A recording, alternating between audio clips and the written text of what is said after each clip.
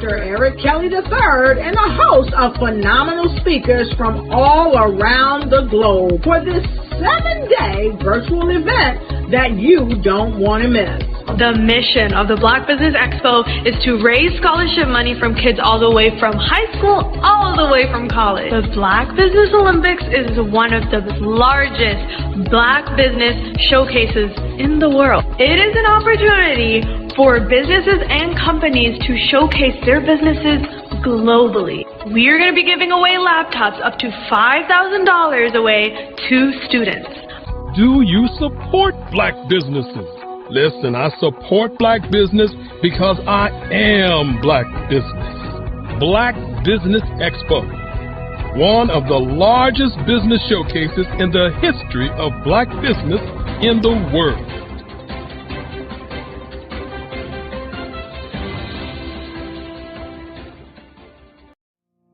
Did you know that approximately 333.34 million businesses exist today, according to a report from 2021? And you may be one of those businesses, or maybe you're not in the business market yet, but you're aspiring to be a business owner. Well, guess what? You're in the right place at the right time. Because let's face it, everything is about timing and opportunity. Hi, my name is Dr. Lotus Richey, and I'm the CEO and founder of the Lotus Richey Coaching and Consulting LLC, along with the Lotus Richey Ignite Show. 15 minutes of success with Dr. Lotus Richey, as well as books to boom your business and bring who you are.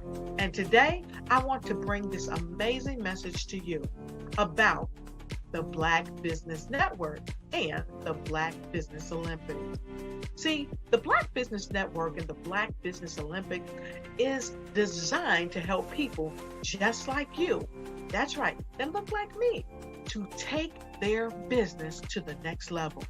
Not just in your front yard or your backyard, but globally. The Black Business Network and Black Business Olympics is designed not to just help you survive, but to help you thrive. So join us today as we come together with businesses all around the world to support our students, our children, our young teens, our young entrepreneurs. What we do is we come together to help raise funds for students who are aspiring to be business entrepreneurs, who are aspiring and who are thriving in college. We endow them with a wonderful opportunity to gain scholarship of either a laptop or several thousands of dollars. And we invite you to help be a contributor to this amazing opportunity to help someone that looks just like you. So join us today at our website and let us connect with you and help you ignite and take flight in every area of your life on the Black Business Network and the Black Business Olympics. I'll see you on the other side.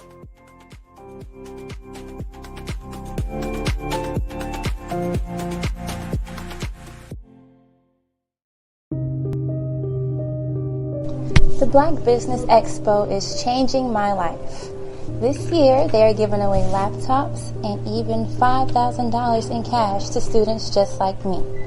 I'm Alexis, and I want to go to college to fulfill my dream of becoming an entrepreneur. Help the Black Business Expo going to www.blackbusinessexpousa.com and also becoming a vendor, a sponsor, or donating.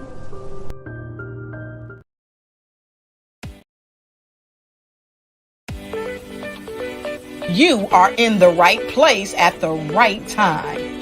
The Black Business Network opens again for its Black Business Olympics, a 24/7 broadcast on business, strategies, global branding, social media marketing, finance, advertisement, and much, much more. Featuring the top, most powerful entrepreneurs and speakers and thought leaders from all around the world as they gather together for this phenomenal event. Join the Black Business Network, streaming live into the metaverse, STEM City USA, Black Multiverse, Pod TV, Roku, Hulu, iHeartRadio, Apple TV, YouTube, TikTok, Instagram, Google Podcasts, Facebook, LinkedIn, IBM TV, Spotify, and Twitch. Tune in today and be a part of this amazing movement. The Black Business Olympics welcomes you.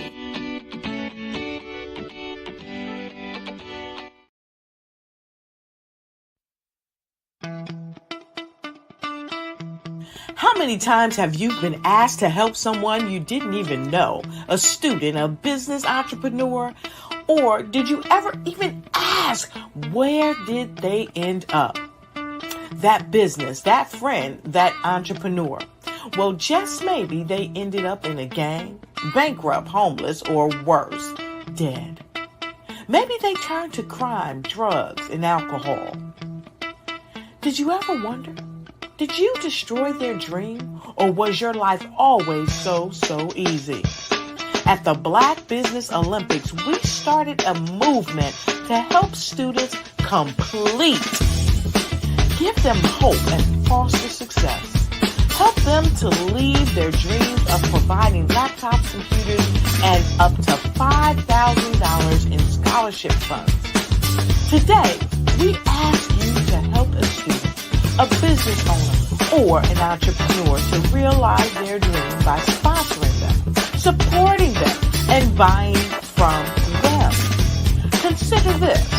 With $1.6 trillion in our Black community, we only ask for a small donation for our students, our businesses, and our entrepreneurs.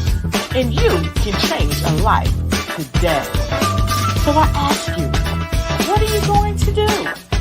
Sit on the sideline and watch our students in high school be leaders, miss out on their dream from lack of resources? Or are you going to donate to the movement and change their future and yours as well? Give us a call today at 919-308-9090. Change their life by investing with action to the Black Business Olympic Fund. The Black Business Olympics, one of the largest business showcases of Black business in the history of the world.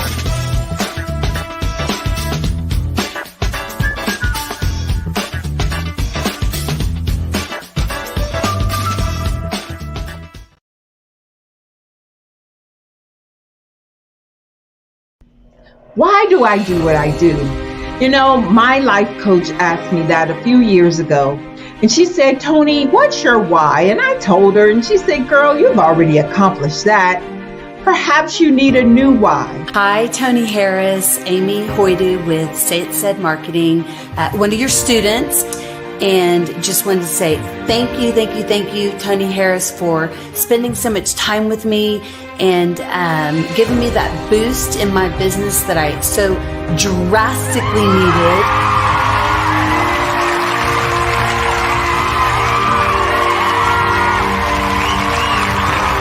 My why is to touch, move, and inspire my clients to take drastic steps to be better than they were before they met me. I'm a resource. I'm a connector. I want to help people build deeper relationships that are beneficial to their life and business. That's what I do best. So, first thing you got to do is show up. And speaking is a way to magnetically attract your ideal client to you. How many of you use social media that way? Absolutely. And this is how you look to the world. Drastic steps are the steps that are needed to be successful. And my business is drastic denotes a mindset. Getting out of your comfort zone. Doing something that you don't necessarily feel comfortable doing, want to do, but you know it's a necessary step to be successful in your business. I get the most satisfaction when I see my connections flourishing into relationships long after I am gone.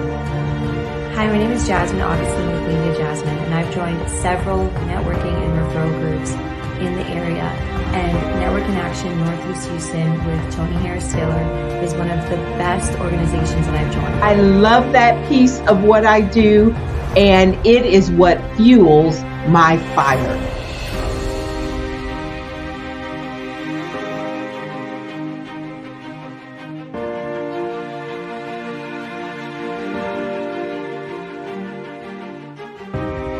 My name is Tony Harris Taylor, saying take a drastic step today for a fantastic tomorrow.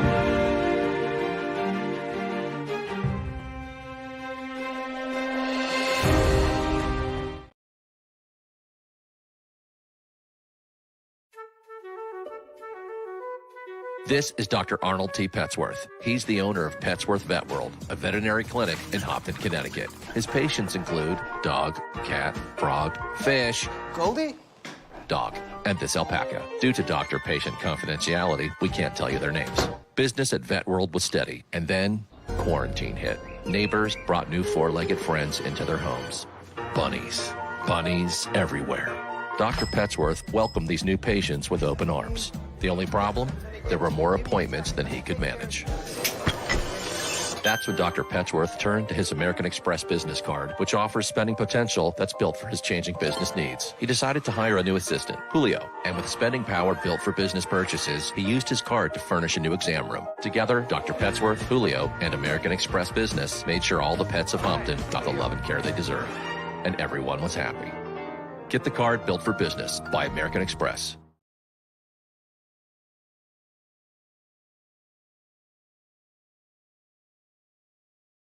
Follow the Brand TV broadcast host, Grant McGaw, as he visits with top executives and entrepreneurs to find out their secrets of success with their personal brand. Follow the Brand TV broadcast host as he focuses on brand development to build better relationships, bring value to your business, relationships, and career. You will enjoy listening to each episode that is tailored to speak to you directly. If you're looking for this type of clarity in terms of building your brand, you have tuned into the right station.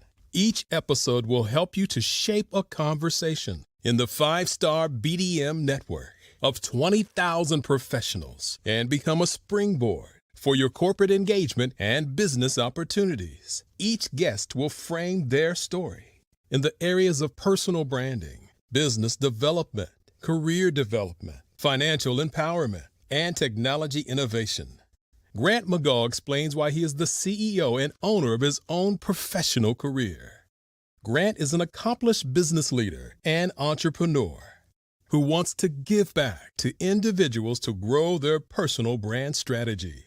Tune in as he weaves his story about new possibilities, while to you exceed expectations. If you love storytelling, this show will make for fun.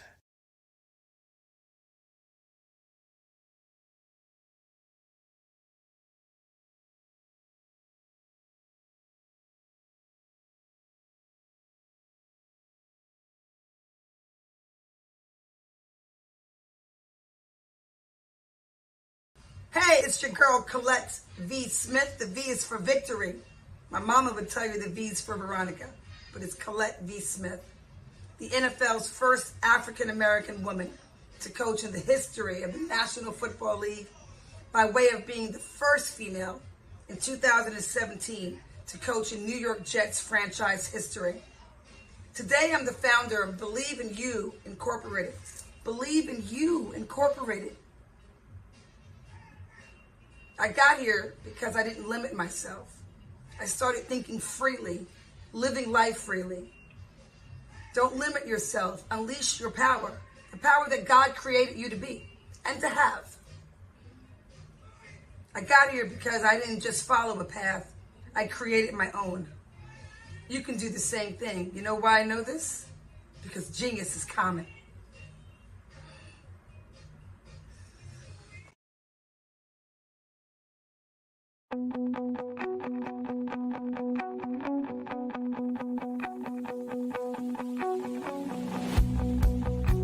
I am Black business.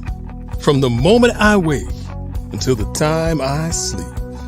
Yes, I am Black business. I am Black business. Tell me, are you Black business? I am Black business. Do you support Black businesses? Listen, I support Black business because I am Black business. Black Business Expo, one of the largest business showcases in the history of Black business in the world. The world!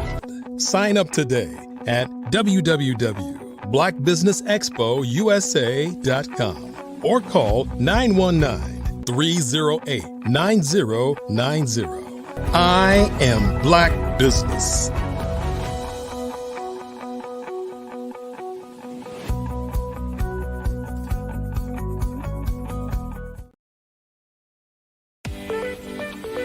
You are in the right place at the right time. The Black Business Network opens again for its Black Business Olympics, a 24/7 broadcast on business, strategies, global branding, social media marketing, finance, advertisement, and much, much more. Featuring the top, most powerful entrepreneurs and speakers and thought leaders from all around the world as they gather together for this phenomenal event. Join the Black Business Network streaming live into the metaverse, STEM City USA, Black Multiverse, Pod TV, Roku, Hulu, iHeartRadio, Apple TV, YouTube, TikTok, Instagram, Google Podcasts, Facebook, LinkedIn, IBM TV, Spotify, and Twitch. Tune in today and be a part of this amazing movement. The Black Business Olympics welcomes you.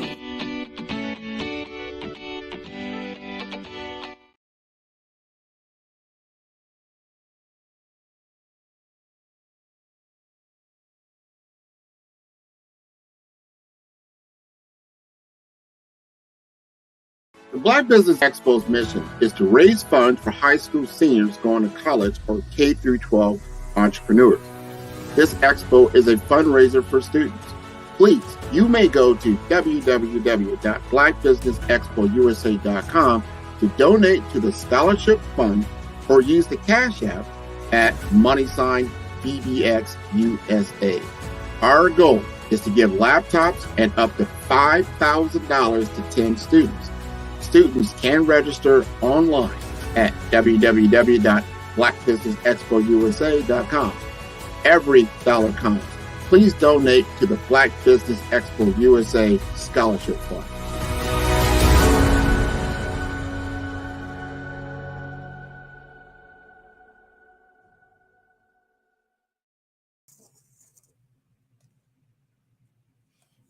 Good afternoon, business owners, entrepreneur, thought leaders, and corporate. Welcome to the Black Business Network. My name is Dr. Tanya T. Wise. Well, all new beginning, and I am a business owner and your moderator for this afternoon Black Business Network. The Black Business Network is a 24-hour business network showcasing Black businesses, business owners, entrepreneur, and thought leaders worldwide.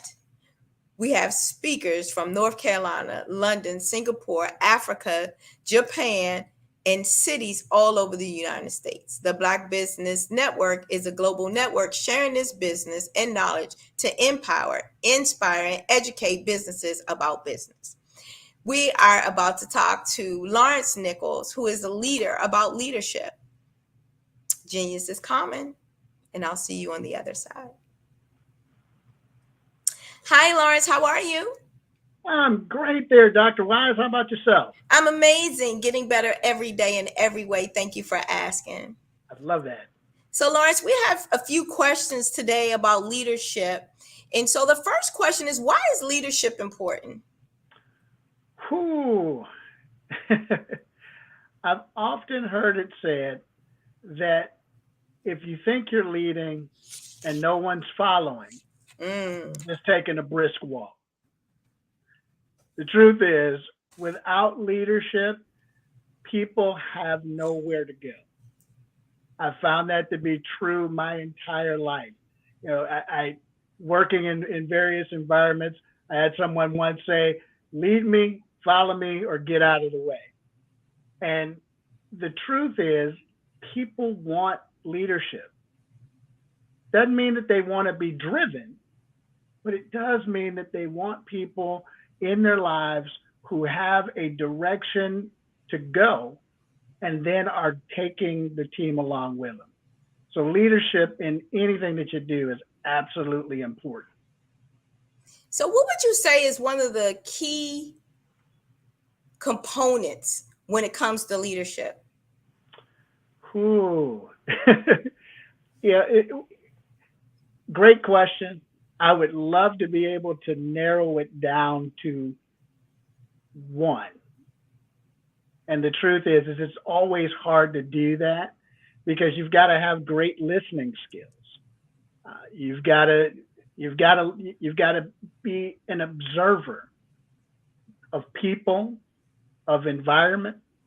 You've got to be a great student, not just of your craft, but also having a broad knowledge of the things that cause your industry to move. So, I love that. Yeah.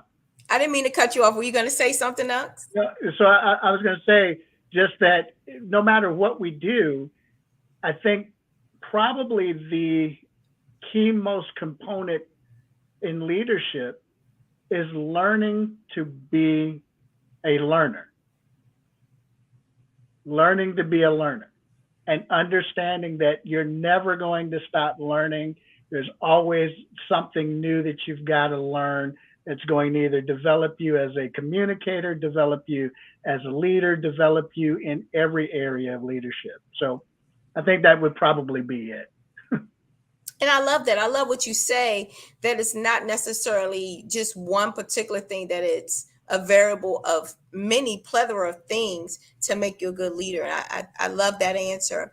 What would you say to a person that is thrown into leadership? As we know, as John Maxwell go over some of the leadership tools and techniques, that he talks about the first level. And the first level a lot of times is where you have defaulted into leadership. You know, maybe you're good at something and your employer just makes you now a leader over that particular thing. Or even if we just sign up for a project, right? And because you are the first person to speak, now oftentimes now you're the leader of that project. Like, I know that has happened to me. What would you say to that person that finds themselves in that type of predicament, but they never really may have seen themselves as a leader? That's an absolute. I love that question. So, me being a man of faith, I'm going to tell you the first thing that you do in situations like that: pray hard, pray. And I say it lightheartedly, but the truth of the matter is, most times that when you're being thrown into a leadership position, and there's two approaches I think that you can take to that. One, you can run scared with your hair on fire, pants on fire, and run around the room saying the sky is falling. Or you can say, you know what? Everything that I have, everything that I've learned, every experience that makes up who I am is already present. Let me leverage who I am and what I have against this leadership challenge. All too often, I think what happens is people, for whatever reason, see the leader as being some demigod, if you will. And the truth is, leaders are people too. They sweat, they bleed, they cry, they go through the gamut of emotion. So giving ourselves permission to be human once that leadership challenge comes upon us, and sometimes it's just thrust upon us, here, go. Like you said, just because you said, hey, I've got an interest in it. Great, you're it. But understanding that giving ourselves a chance without defeating the opportunity that's presented before us. So you said a lot of great key components in that last statement that you were talking about. But what would you say to that person that they were interested in what it is that they're doing, but not necessarily the leadership part of that? So I've actually had folks like that over the time where they love the content. They love the idea of being the technical expert. They love the idea of getting their hands dirty, but they don't necessarily envision themselves as leaders. And if I've learned nothing else, John Maxwell says something that is absolutely mind-blowing, but a very, very simple concept. It's mind-blowing, but it's a very simple concept. Leadership is influence. Nothing more, nothing less. I love that. I love that. Yep. So that person that I tell, that says, hey, I'm not a leader, I just want to do this, my response to them is, but you are a leader. The last time someone asked you, where should I go eat? Or where should I, get a bargain on some new clothing item, you were able to give them an answer. You were able to point them in the right direction. As a matter of fact, you probably were able to give them several possible solutions to their problem. And when we really think of it in that manner, when we really embrace the fact that we influence people day in and day out, and that makes us leaders because people come to us and they ask us stuff all the time. If you're a parent, you influence your children, you lead your children. If you're a spouse, you lead your spouse. If because you have influence with your spouse. You may not having much influence with your dog. Well, maybe your dog if you feed it. Your cat, absolutely not. So, but you've got influence, and if you got influence, you are a leader. Absolutely. And I love how you put that leadership, and reminding people that leadership has a lot to do with influence, because with social media these days, people want the likes and they want the hearts and they want people to comment on their page. But I don't know that they also have equated that as part of leadership, right? So can you talk a little bit about how social media influences leadership? Ooh. Social media is absolutely, so think of it in this manner. When we talk about leadership and social media, it's unlike the way it used to be. You were a leader in your sphere, whatever that was, and usually that was pretty close hold. Your leadership was limited to your workspace. Your leadership was limited to your family. Your leadership was limited to the clubs that you might belong to. But now your leadership has the opportunity and the ability to go worldwide in a matter of seconds. And so with that, if we understand that we are leaders, whether you're a thought leader, a fashion leader, whatever kind of leadership sphere, space you live in, that comes with a responsibility. And unfortunately, I'm seeing so many people that have the power of leadership in the social media space abuse it because they feel it's necessary to tell their truth. Here's the thing, and And I might get some hate mail on this, but nobody cares about your truth to that extent. People care about your truth to the extent that it helps them become better. And oftentimes people take license to tell their truth to the degree that it is destroying other people. And that's the example that it's setting. And we live in a culture that eats that up. It says that that's the right thing. So I always go back to, what kind of value system do you have in place that monitors, that governs how you lead in the social media space as a leader? I love that. And I think that you really hit the nail on the head when you talk about how people want to give their truth.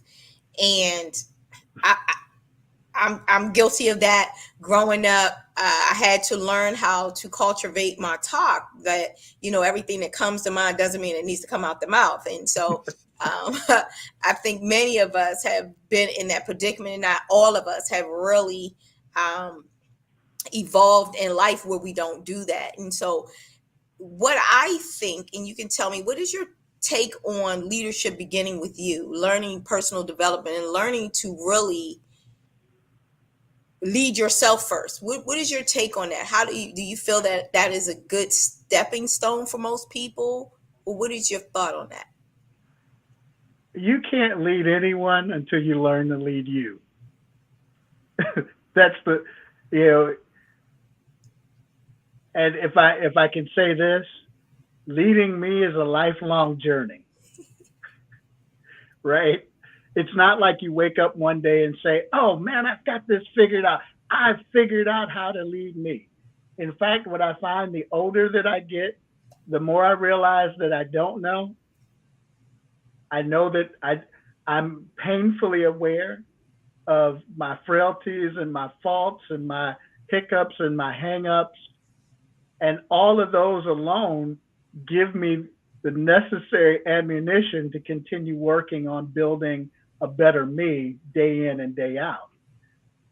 But if you're not willing to commit to leading yourself well first, then you are almost a hypocrite in terms of leading others. And people, regardless of how we look at it, people are going to look through and they're going to see you. They're going to see that happen. They're going to see that you're not authentic in your leadership, because they'll be able to see all of your blind spots. They'll be able to see all of your shortfalls and shortcomings. And as a result, it's going to be difficult to lead them.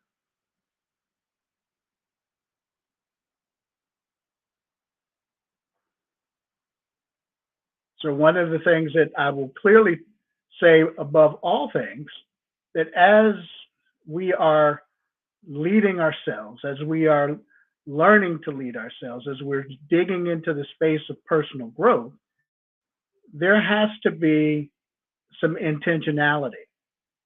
And we talk about intentionality from the space of, I wake up today and I am intentionally leading from the space and from the place that says, you know what? I care about people enough to be concerned that they might not be getting the very best of me. And if I want to be authentic in that leadership, then I've got to be intentional in making myself a little bit better every day. Awesome. So can you tell us a little bit about your company? Okay. Well, I've done a little bit of, it seems like you feel like you're always creating and developing, and as a serial entrepreneur, quite honestly, I never considered the fact that I would be an entrepreneur. In all honesty, business always kind of rose to the top for me. I think back to even being a little child, and in the neighborhood, I created a small business at 4, running errands for the elderly in the neighborhood. Wow. So if they needed items from the grocery store, I would walk to the grocery store with my little wagon, get their groceries, bring it back, and they'd give me an aluminum wrapped package of maybe 50 cents or $1. Now, as a kid, $1 was a good thing because candy cost a penny back then. And you're dating yourself. Watch it, Mr. Lawrence. You're dating yourself. The penny candy. I think the penny candy now is 25-cent candy. Come on now. Come on. So with LTN Leaders Who Win, it's a subsidiary of LTN Enterprises LLC. And my wife and I created LTN Leaders Who Win simply out of when looking around, we found that many organizations weren't necessarily being led well. In fact, most organizations didn't even know that they were leading, I won't say badly, because the truth is you don't know what you don't know. Right.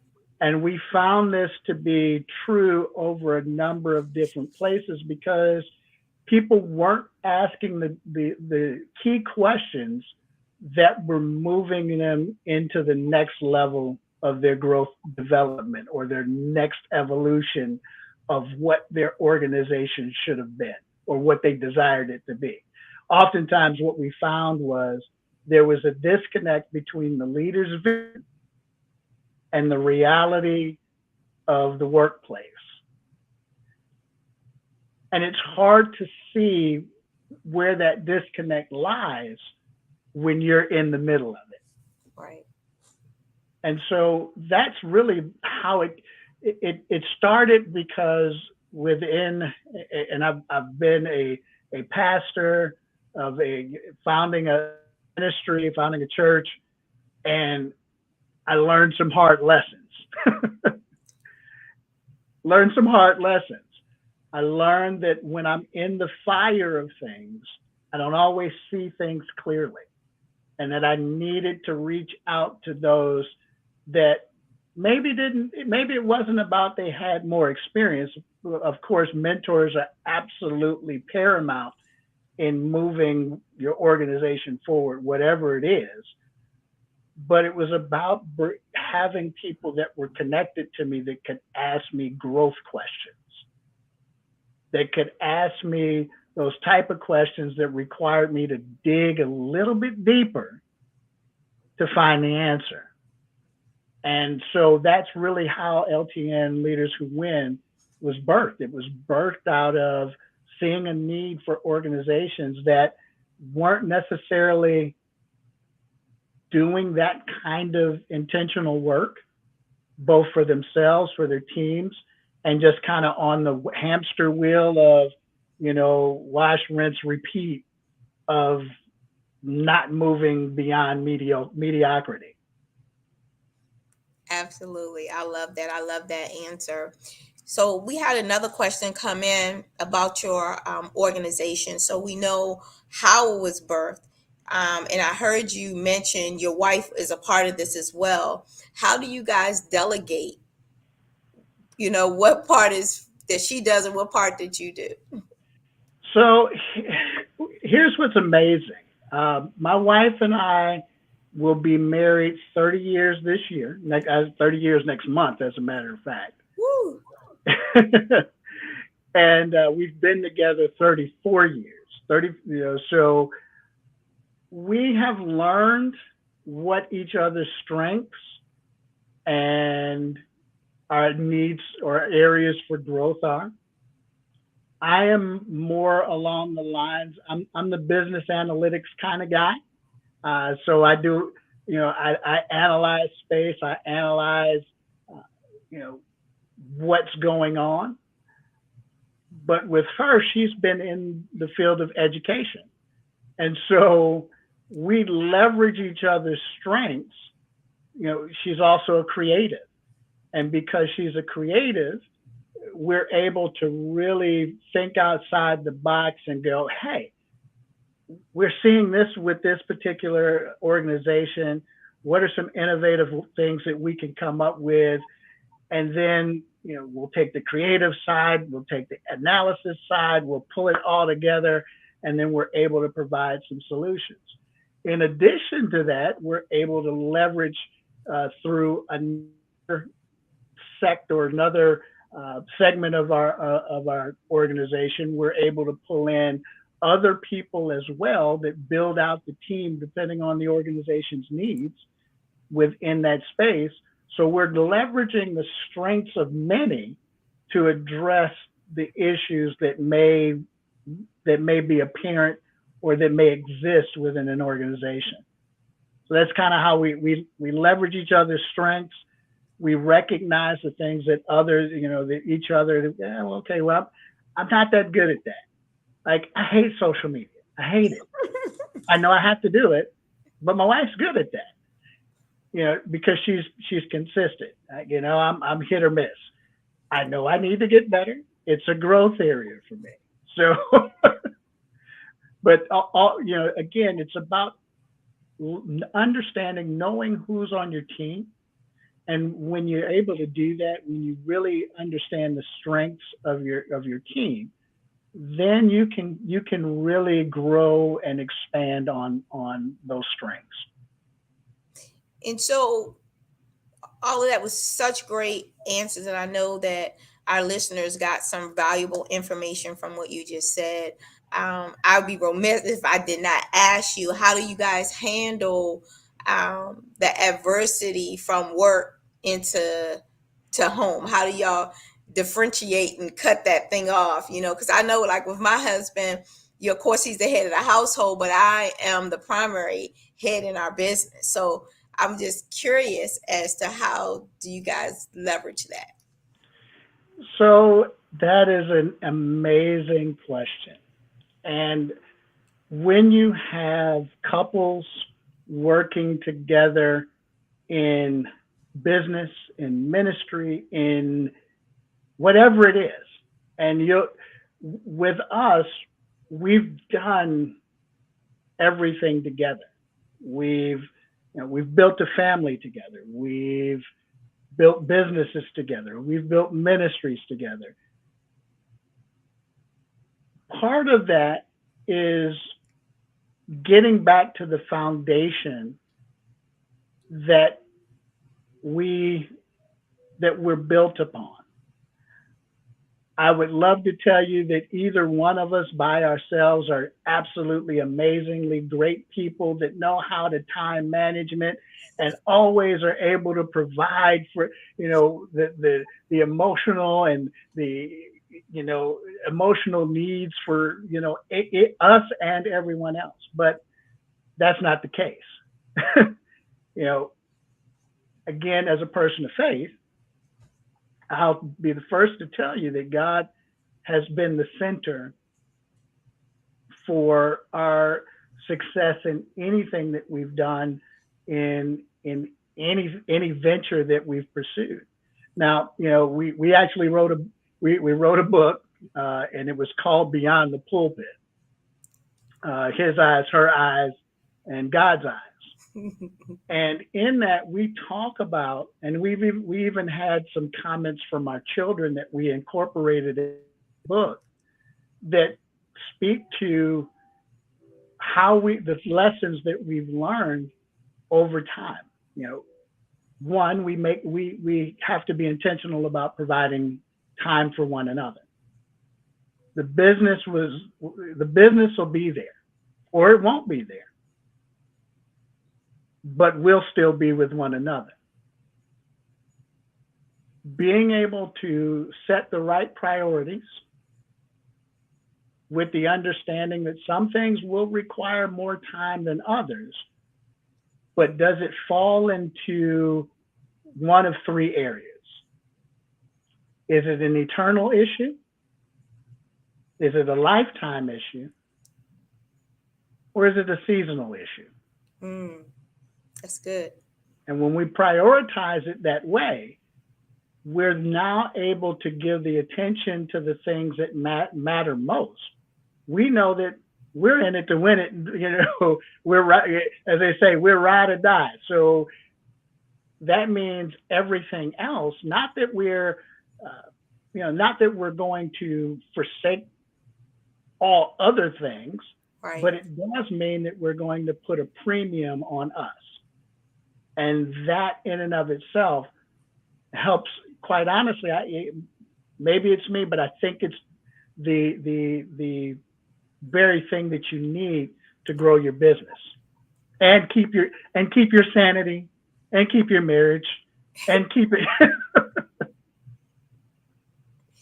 Absolutely. And I think that's part of leadership, which is why I was glad that question was asked and how you answered it, because it goes back to a lot of times, would you agree, in leadership, you do have to put your personal feelings aside in a lot of different decision makings and figure out what's the best for the masses. Yeah, especially when you're, it's easy, having led in the military, having led in corporate life, having led in, ministry life, you're always thinking about, okay, again, what's the vision? What's the vision of this organization? Which then kind of helps to place some boundaries around what your mission is, what that mission statement is. But the truth is, there are, and let me say it this way, we can never be devoid of emotion as it pertains to leadership, because regardless of what happens, no matter how robotic we may be or how hard we might think we are, we're emotional creatures. Part of what you're hearing rise up in the various business space today is, do you have EQ? Do you have the emotional quotient that exists? And the truth is, you have to have some level of emotional sensitivity as a leader to the entire, that's a part of the vision. If you aren't considering that that's part of the equation, then you're probably setting up a culture that ultimately becomes hostile, that you're going to attract a lot of people through that process. Best case scenario, people just show up. I love that. Oh, I'm sorry. Go ahead. I thought you were done. I was going to say, yeah, best case scenario, they at least show up and do the bare minimum. Worst case scenario, they're throwing stuff and throwing blows too. So ultimately, you've got to consider that people are people, and people are going to come with all of who they are. Right. Good, bad, ugly, they're going to come with it. So now, if I understand that, if I know that up front, that's what I'm going to do. I now can develop a plan for how I can communicate with that, how I can exchange with them, how I can relate to them. I can have empathy in a way that I might not have had it before, looking at solely the bottom line.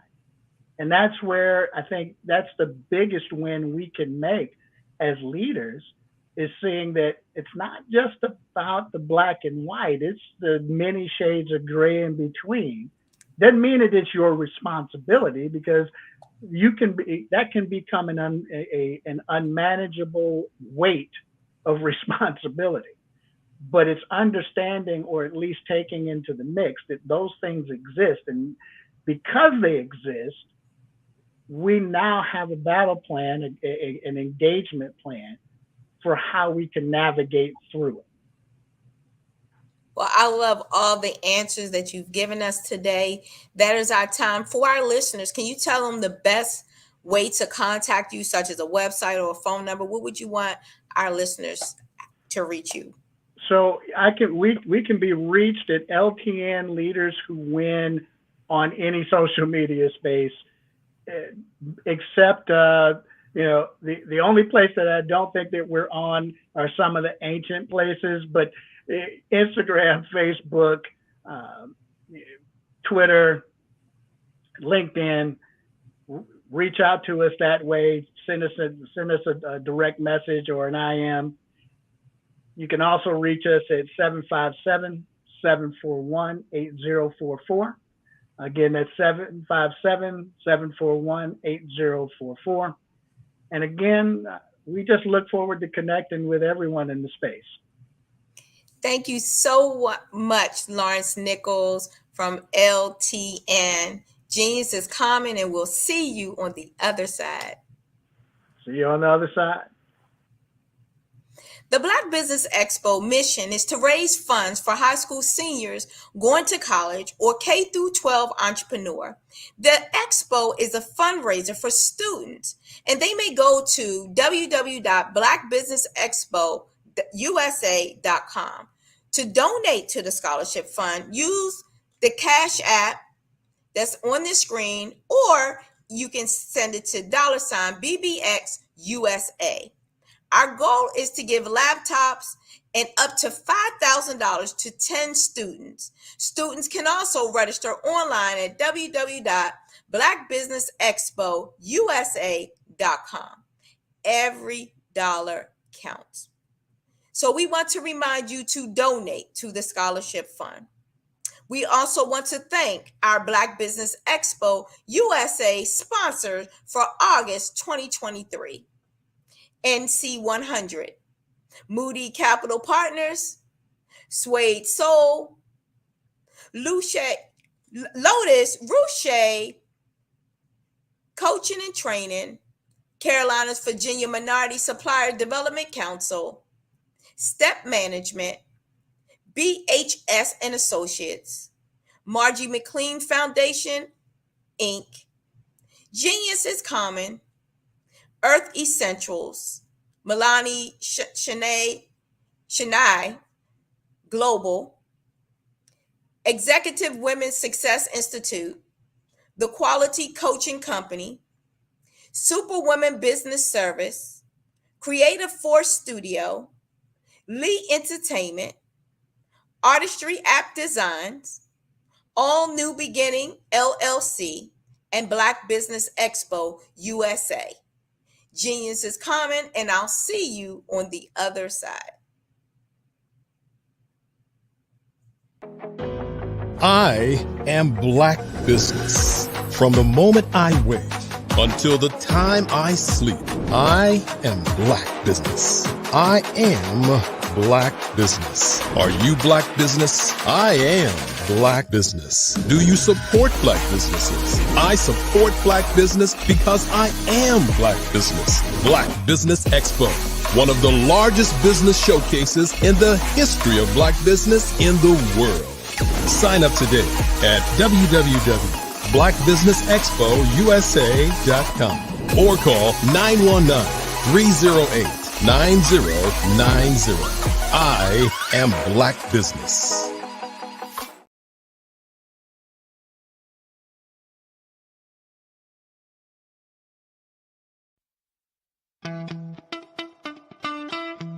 How many times have you been asked to help someone you didn't even know, a student, a business entrepreneur, or did you ever even ask, where did they end up?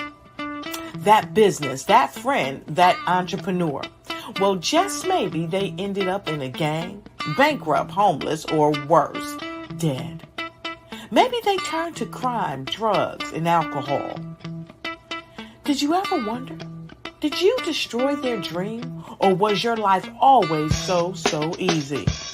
At the Black Business Olympics, we started a movement to help students complete. Give them hope and foster success. Help them to leave their dreams of providing laptops, computers, and up to $5,000 in scholarship funds. Today, we ask you to help a student, a business owner, or an entrepreneur to realize their dream by sponsoring them, supporting them, and buying from them. Consider this. With $1.6 trillion in our Black community, we only ask for a small donation for our students, our businesses, and our entrepreneurs. And you can change a life today. So I ask you, what are you going to do? Sit on the sideline and watch our students in high school be leaders, miss out on their dream from lack of resources? Or are you going to donate to the movement and change their future and yours as well? Give us a call today at 919-308-9090. Change their life by investing with action to the Black Business Olympic Fund. The Black Business Olympics, one of the largest business showcases of Black business in the history of the world.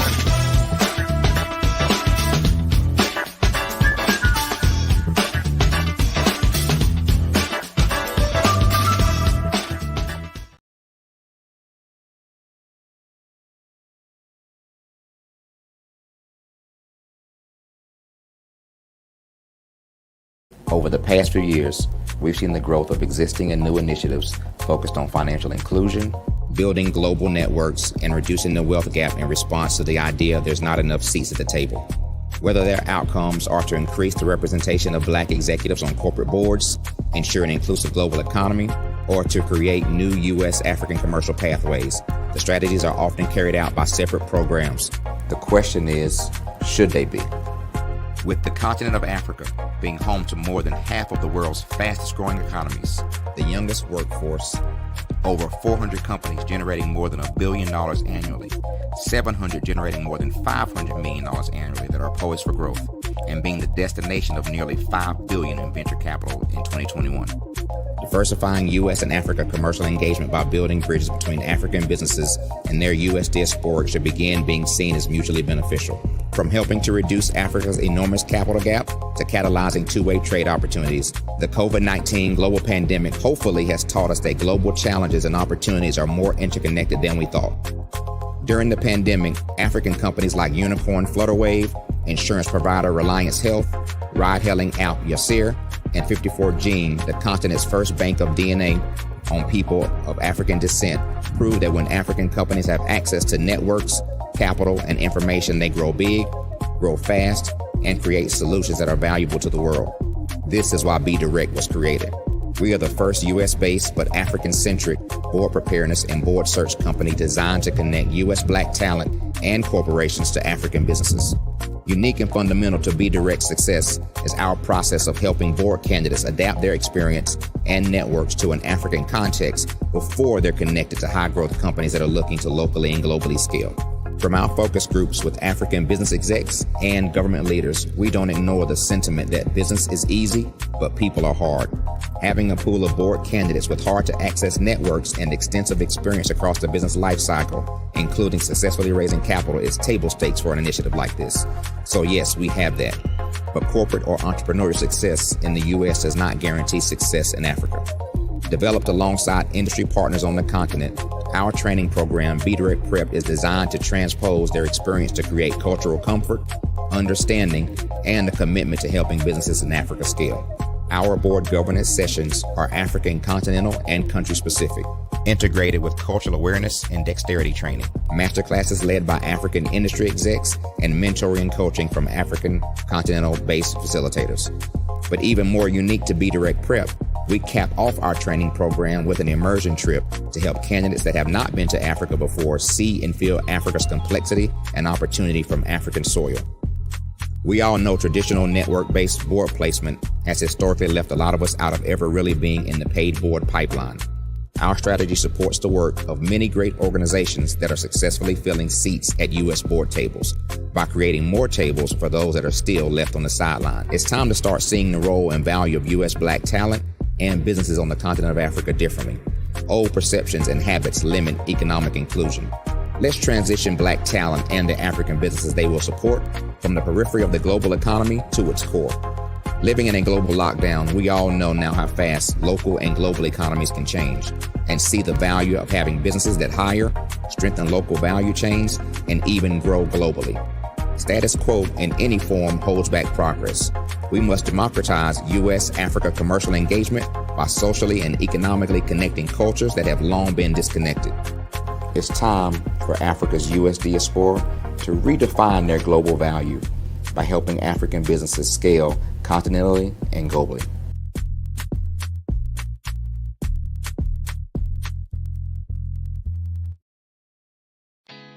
Did you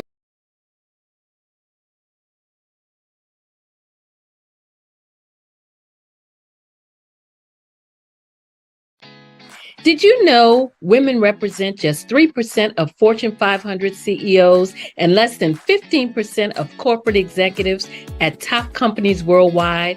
Have you wondered what the secrets are to getting into the top ranks, whether in the private or public sector? Do you want to figure out how to stop being held back in your career or passed over for promotion? Then you're in the right place. Hi, I'm Dr. Madeline Ann Lewis, President and CEO of the Executive Women's Success Institute.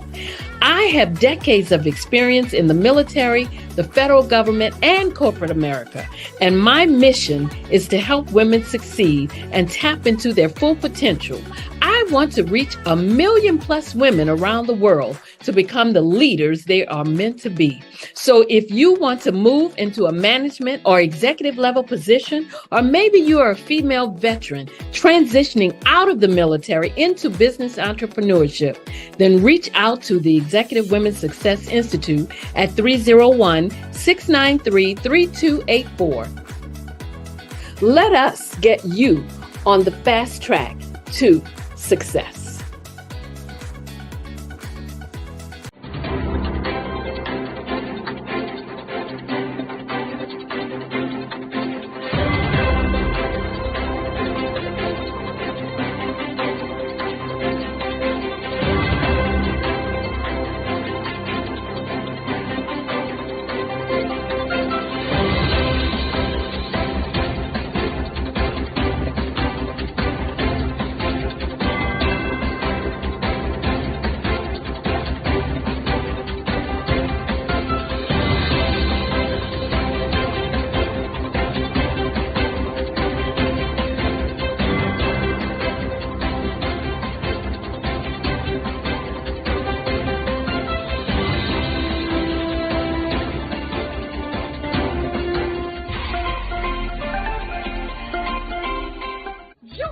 Dr. Eric Kelly III and a host of phenomenal speakers from all around the globe for this 7-day virtual event that you don't want to miss. The mission of the Black Business Expo is to raise scholarship money from kids all the way from high school all the way from college. The Black Business Olympics is one of the largest Black business showcases in the world. It is an opportunity for businesses and companies to showcase their businesses globally. We are going to be giving away laptops up to $5,000 away to students. Do you support Black businesses? Listen, I support Black business because I am Black business. Black Business Expo, one of the largest business showcases in the history of Black business in the world.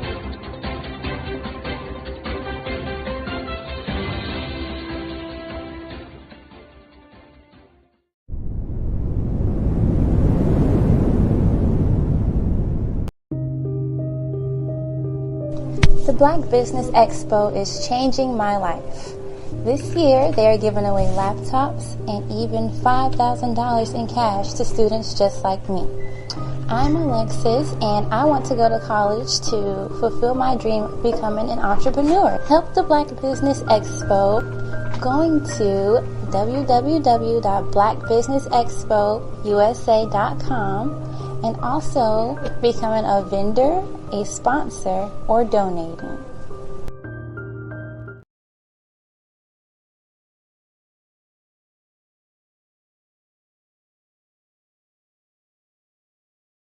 phenomenal Tanya T. Wise, who is here from the great state of Maryland. Tanya, welcome and thank you for being with us today. Can you indulge our audience a little bit and tell them just a little bit more about who you are and what it is that you do? Well, I love being able to talk to people and have a magnetic attitude, being able to just show them. So I always like to say, level up is Coach at Tanya T. Wise here. So can you tell our audience, just give them a teaser about what your presentation will be about? So my philosophy is that we should all be living our dream life. So tomorrow I'm going to talk about how you start living your dream life. What are some of the things that you thought about in your childhood that you just kind of let go and dormant? Wow. And I want to reignite that and just give you some pointers and some tips, some tools, some strategies to be able to start living your best life now. And guess what, Rhonda? And leave an inheritance for your legacy. Oh my goodness. Okay, I know that's resonating with a lot of people. I've heard that you have a dynamic coaching program. Can you tell us a little bit more about that? Absolutely.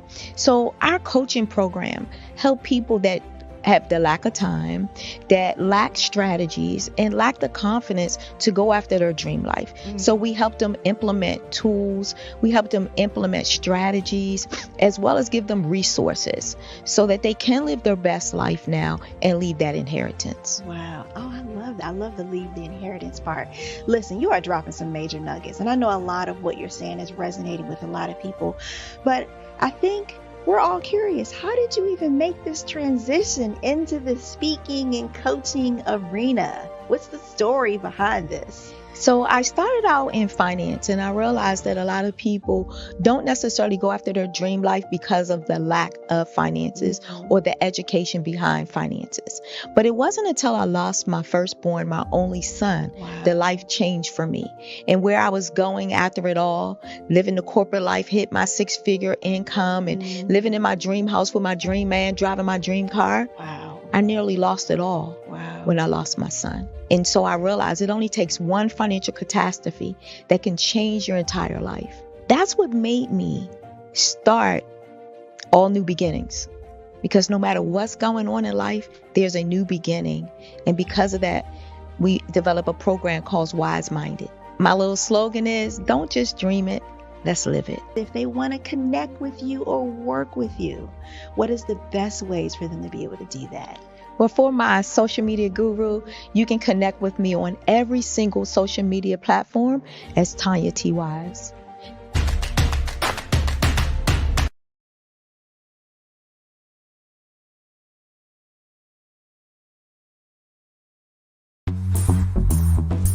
Attention all entrepreneurs and companies. Are you looking for reliable and efficient virtual assistants and back office support to help you manage your business tasks? Look no further than Superwoman Business Services. Our team of virtual assistants provides a full range of administrative support services, including operations management, social media marketing, and much more. We also offer website design services to help you create a professional online presence that reflects your unique brand. In addition to administrative support and website design, we offer business development and structuring services to help you grow your business and achieve your goals.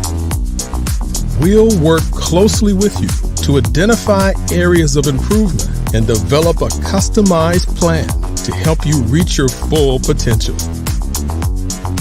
At Superwoman Business Services, we understand that running a business can be overwhelming and time-consuming. That's why we're here to help you fly high and achieve success. Our virtual assistants are highly skilled, experienced, and dedicated to providing you with the support you need to thrive. Come fly with us and take your business to new heights. Let us help you become the superhero entrepreneur you are meant to be.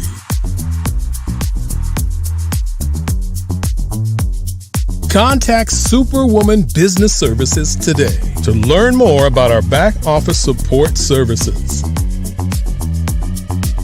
Come fly with us and take your business to new heights.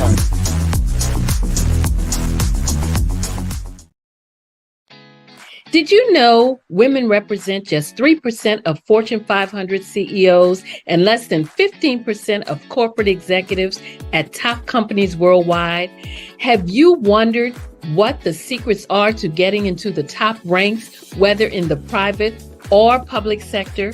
Do you want to figure out how to stop being held back in your career or passed over for promotion? Then you're in the right place. Hi, I'm Dr. Madeline Ann Lewis, President and CEO of the Executive Women's Success Institute. I have decades of experience in the military, the federal government, and corporate America, and my mission is to help women succeed and tap into their full potential. I want to reach 1 million plus women around the world to become the leaders they are meant to be. So if you want to move into a management or executive level position, or maybe you are a female veteran transitioning out of the military into business entrepreneurship, then reach out to the Executive Women's Success Institute at 301-693-3284. Let us get you on the fast track to success.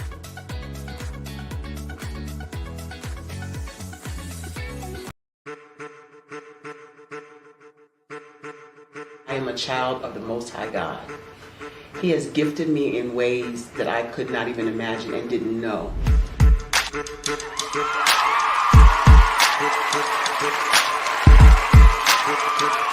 There was a time when I didn't know who I was.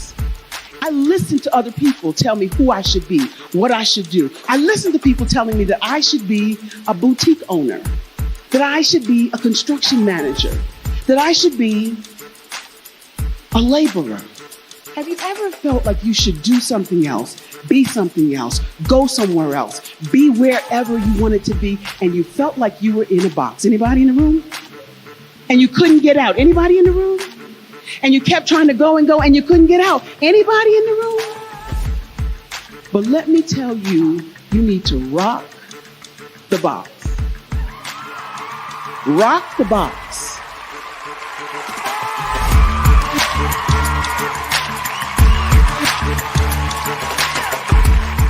I am engaging, inspiring, and empowering.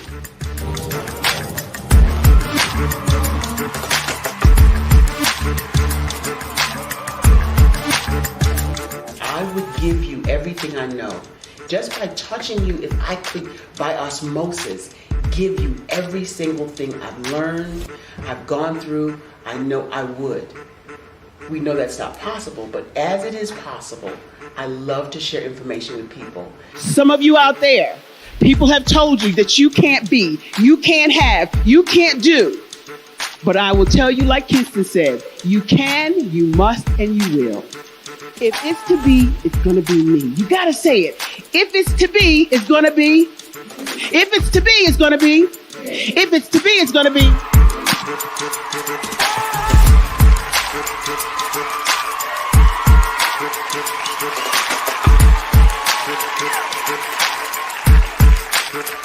Barbara is because she believed what her mama said about her and not what other people told her. Every day you wake up, when you're in a situation, it's your choice whether it's an advantage or the disadvantage. She gained her confidence and her life, and now she is a testimony. If I can help you elevate yourself, then I feel like I'm elevating my own self as well. What you know and I know together can change the world.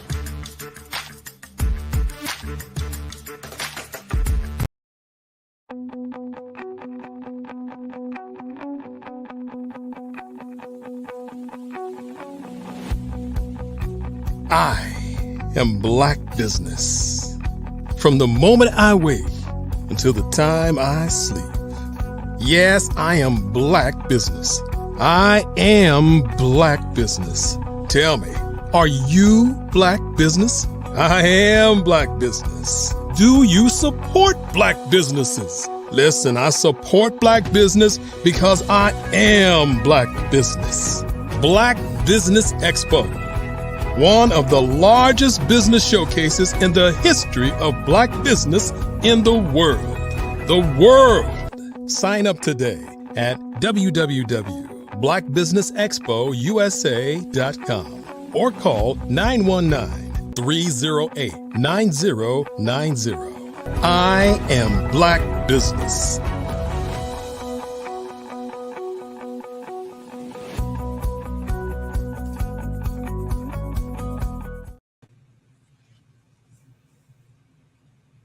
Good afternoon, business owners, entrepreneur, thought leaders, and corporations. Welcome to the Black Business Network. My name is Dr. Tanya T. Wise of All New Beginning, where we help people activate and cultivate their purpose with their passion so that they can have a profit. I am your business moderator for this afternoon on Black Business Network. Black Business Network is a 24-hour business network showcasing Black businesses, business owners, entrepreneurs, and thought leaders worldwide. We have speakers from North Carolina, London, Singapore, Africa, Japan, and cities all over the United States. The Black Business Network is a global community sharing its business knowledge to empower, inspire, and educate businesses about business. Today, we're going to have Mike John, who is hailing from Los Angeles. He serves clients globally and his second home is in London. Mike John is a self-proclaimed futurist for culture. He sits at the intersection of technology and humanity. His aim is to harness the creation and realization of a new strategy for the forefront of humanity, which meets global civilization challenges. The creation of optimal conditions, promoting technology, culture, the self-consciousness, and the realization of a new futuristic reality based on 5 principles: technology, culture, ethics, data, and privacy. Help me welcome to the stage who's going to be doing a fire chat with Mike John and No, I think this is good. We're on board. Perfect. I look forward to it. Thank you so much. All right. Thank you. Have a good afternoon. You too. Take care. Bye-bye. Bye-bye. Welcome to the stage, Mike John and Sydney Wellensby. Hey, how are you? I'm amazing. I'm going to lead you gentlemen to the stage. Genius is coming, and I'll see you on the other side. All right. Mike, how are you today? Good. Thank you. How are you doing? Good. We touched base a little bit over the weekend, so I hope the rest of the weekend was good for you. Yeah, absolutely. All's well. Well, I know you have a ton of things that you want to share with the audience, so I'm going to forego the chit-chat and jump into it so that we can get into some of the meat and potatoes of the things that you want to share with the audience. But before we do that, to give people a little bit of the background for you, your company, et cetera, talk a little bit about your company and the products and services that you provide, some of the solutions that you provide for businesses. Sure. So our company is Digital Mind State. We're focused on humanizing technology into everyday life. That's straightforward. The humanizing of technology into everyday life. In short, we're the bridge that's connecting Silicon Valley with Hollywood. You look at Silicon Valley as the forefront of technology, Hollywood at the forefront of lifestyle. So tech is only as good as the people that use it. We'd like to bring that together. Okay. Talk about maybe one of the most interesting or exciting projects that you did recently that kind of highlights for folks the kinds of solutions that you bring and the kinds of nuances to technological solutions that you deliver. Well, I love the fact that we're based here in LA, so entertainment is always the low-hanging fruit of technology, and by that, and I can say this for the Black Business Network, hip hop in particular has always been the early adapter of technology. Before that, maybe one thing that could supersede that would be porn itself, but the culture of hip hop, who's first showcase. We love to showcase, flaunt, what have you. The culture is really big in pushing technology.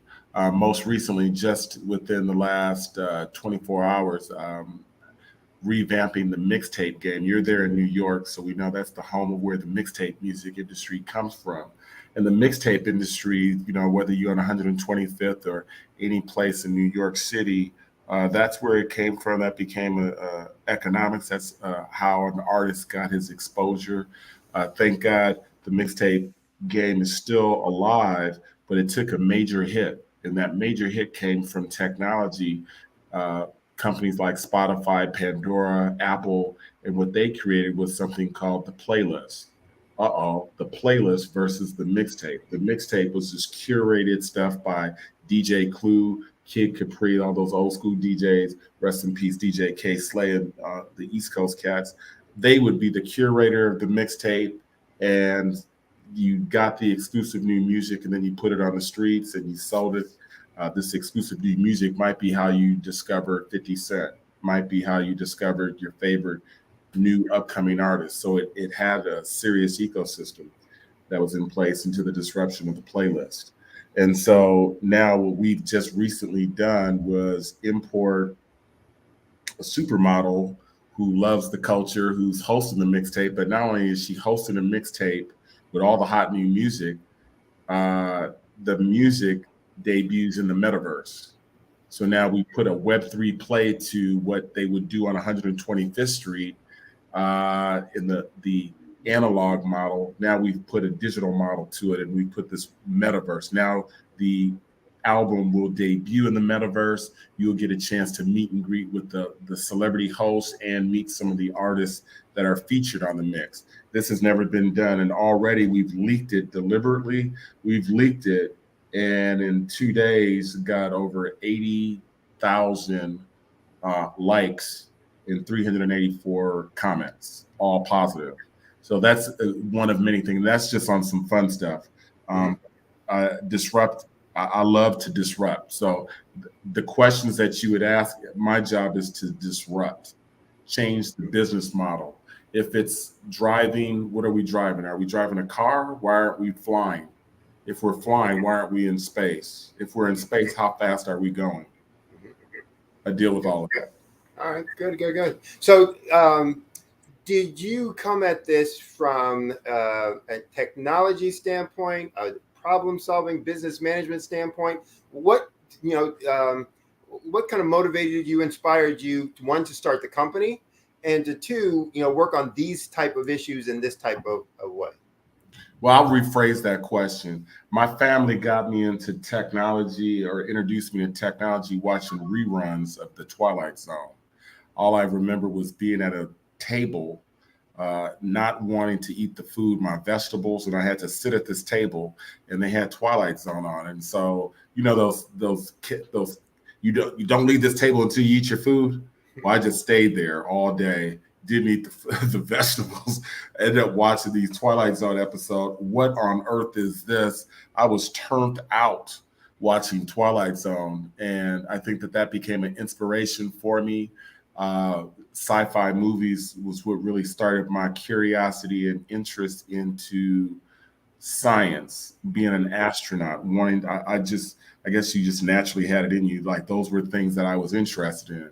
Some people might like to play basketball. Others might like to, fix cars. I was very much into space technology, very much a nerd in that capacity with a lot of street cred. So it started with having that passion, having that interest. That passion drove the knowledge. And I think where you're at with it for the Black Business Expo is to say that you now acquired this stuff.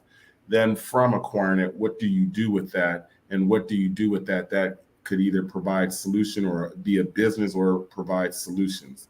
And so, again, the love of that, our company, if you visit our website, Digital Mind State, we're a strategic agency. We're very big on the word design. Companies will retain us to create the design, strategic design for them. Everything in life is about growth and activation. And so how do we grow? If we're set the suit that you have on, how many suits were pressed up? My job is to go ahead and maximize that. So I make that the business. Okay. So one of the hottest topics, I'll put it this way, sexiest topics, out there in terms of technology today is AI. Talk a little bit about, your view of AI relative to the future of business, the future of work, the future of Black folks in the entrepreneurial space. Talk a little bit about that. I'll be short. AI is simply the tool. We must be clear. It is simply the tool. And for the Black Business Network, I want them to be very much cognitive that it's just a tool. Do not be afraid of it. Do not look at it as something out of this world. It is a tool that can be used to make your business efficient. Efficient in the sense of saving money, efficient in the sense of making new money, efficient in the sense of maintenance. AI is your other brain. It's basically a machine that can do human-like tasks. And so if you're a business owner, small business owner to large, it doesn't matter. It is in your best interest to utilize this tool to do your task, because we're now moving into a world where everybody's ordinary, but with AI, you can become extraordinary. And the employer of tomorrow wants the extraordinary. So you don't go to a job today using a typewriter. You're using a laptop. You're using some sort of computer. Tomorrow's workforce must be AI enabled because it's the extraordinary that we're looking for. Okay. Talk about some ways that you are incorporating AI into the solutions that you're dealing with, if you can go into some of those details. My job from Digital Mind State's point of view is to usher in 1 million tech-savvy AI data scientists. I call them citizen AI individuals, where you do not have to go to University of Alabama or NYU to learn about AI. You could actually learn from YouTube. You can learn from community college. And on top of that, once you have that interest, everything is seeded with passion. So when you realize, hey, I need to do these things, there's going to increase the passion of you to get involved and level up. So one of the things that I'm really excited about right now is ushering in the next 1 million AI-enabled, AI-competent entrepreneurs.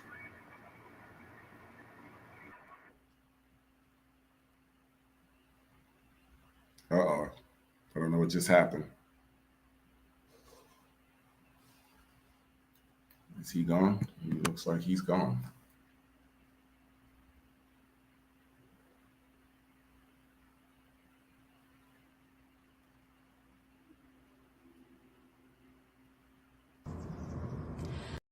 My name is Bobby Wheeler, owner and designer of Woosah Designs. Creativity is my genius, and remember, genius is common.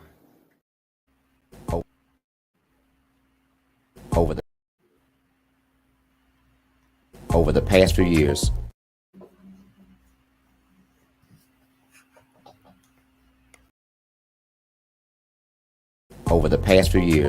we've seen the growth of existing and new initiatives focused on financial inclusion, building global networks, and reducing the wealth gap in response to the idea there's not enough seats at the table. Whether their outcomes are to increase the representation of Black executives on corporate boards, ensure an inclusive global economy, or to create new U.S. African commercial pathways, the strategies are often carried out by separate programs. The question is, should they be? With the continent of Africa being home to more than half of the world's fastest growing economies, the youngest workforce, over 400 companies generating more than $1 billion annually, 700 generating more than $500 million annually that are poised for growth, and being the destination of nearly $5 billion in venture capital in 2020.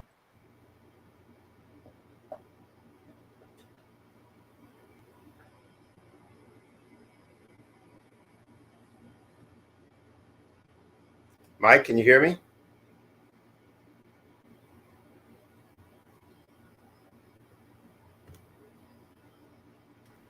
I can hear you. Okay.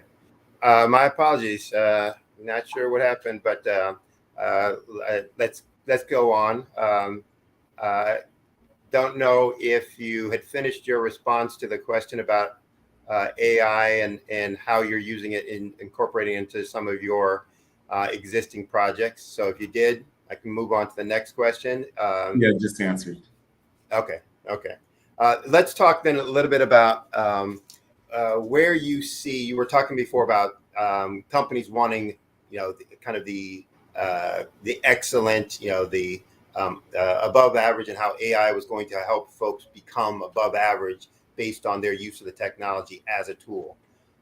Talk a little bit about how you believe people can improve their comfort level and knowledge of how to use AI as a technology to be more confident and capable in the workplace. Sure. I think, again, I talked about learning and passion. And so with passion, you're going to be, and probably another word that I'll add in there, the strongest word would be a curious mind. So one has to be curious. If you're not curious to know what's going around, you're going to be ate up. If you are curious, then curiosity will lead you to the library, leads you to YouTube, leads you to a community college, leads you to a place where you can learn, you can be empowered. Okay. Now, you talked earlier about how you got motivated or inspired to be, kind of in the technology space by watching Twilight Zone. Talk about what inspired you to start your own business versus do what you do for someone else.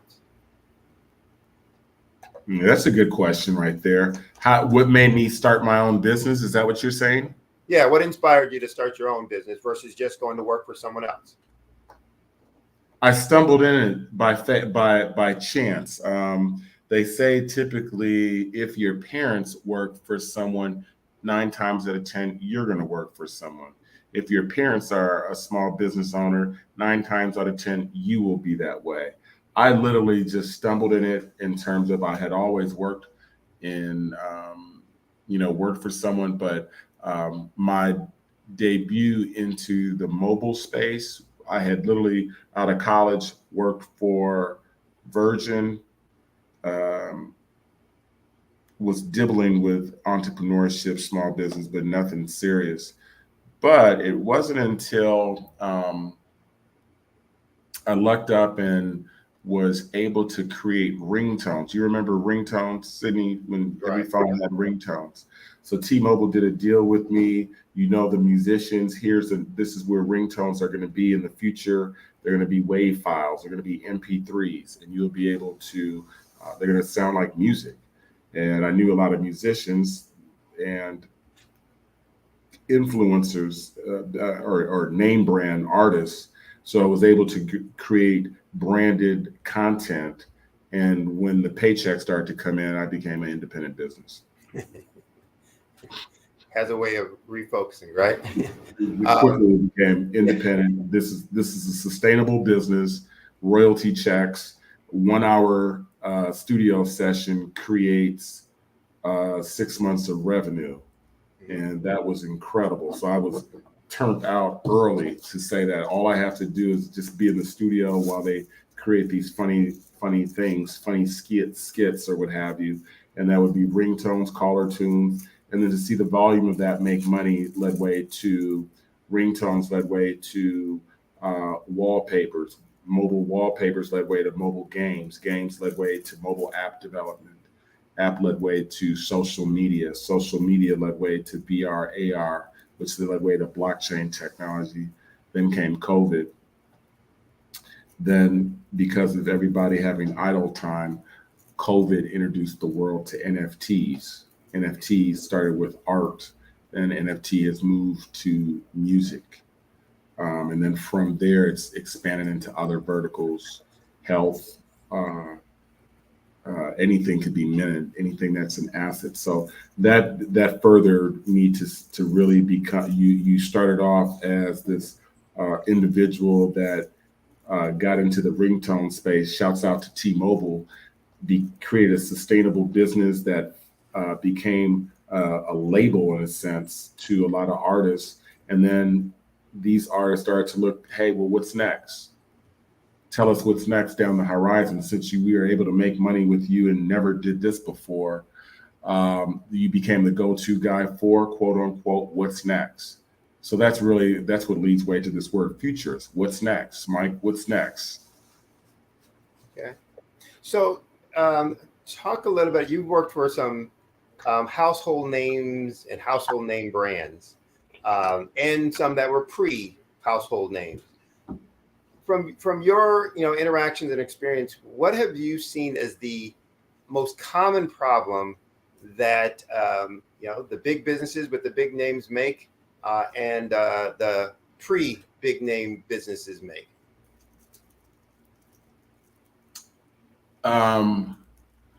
Big businesses, probably one of the biggest errors that I see them underestimating the customer or not holding the value to the customer. You saw that recently with the Bud Light commercial and the LGBT community, and sales quickly plummeted.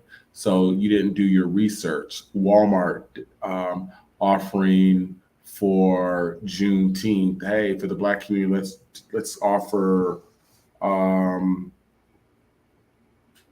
watermelon flavored ice cream. Right? They didn't really know their audience, didn't know, hey, we think that may be something that they want, but really it comes in backfires, and we did wrong.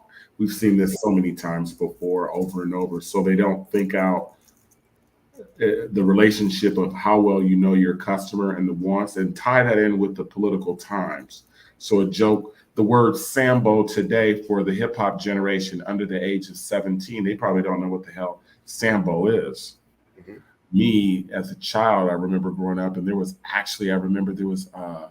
the tail end of, as a child, I remember there was actually Sambo's restaurants. I think Sambo's competed with Denny's. And looking at that, realizing like, how would you take that as a name? And now that franchise had to close because that was an insulting name, right? So for small businesses, and particularly Black businesses, they're always able to start a business, hard to maintain a business.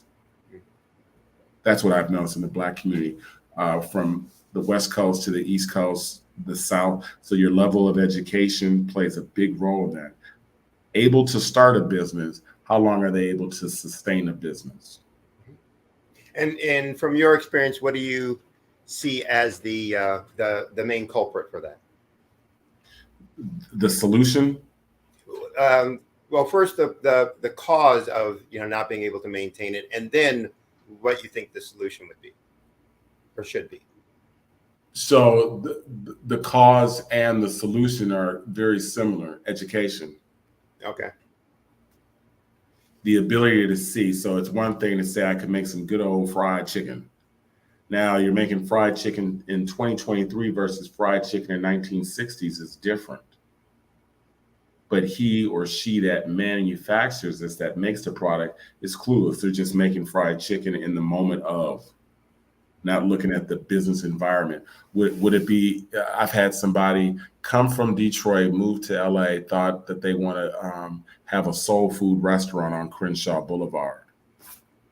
Crenshaw is pretty much a Black street. Why would we need soul food? What do they do in Detroit that's different? Mm-hmm. Why would you bring do you bring sand to the beach? You follow what I'm saying? It's like that thinking out. Like, why would you think to invest in a soul food? We got a gang of soul food restaurants. What is Detroit doing that we don't already have? Right. It goes back to what you were talking about before, even with big companies, is really understanding who is it that you're serving, and what is it that they need or want. What's the problem they have that they don't want, or what's the benefit that they want that they don't have, and really understanding that and being able to provide solutions for that. Absolutely. Okay. All right. When we were talking over the weekend, you started getting into a conversation about space. Yes. Expand on that a little bit more in terms of what excites and inspires you about that, and what relevance do you think that has for businesses today? Space, the final frontier, as they said. I knew that was coming.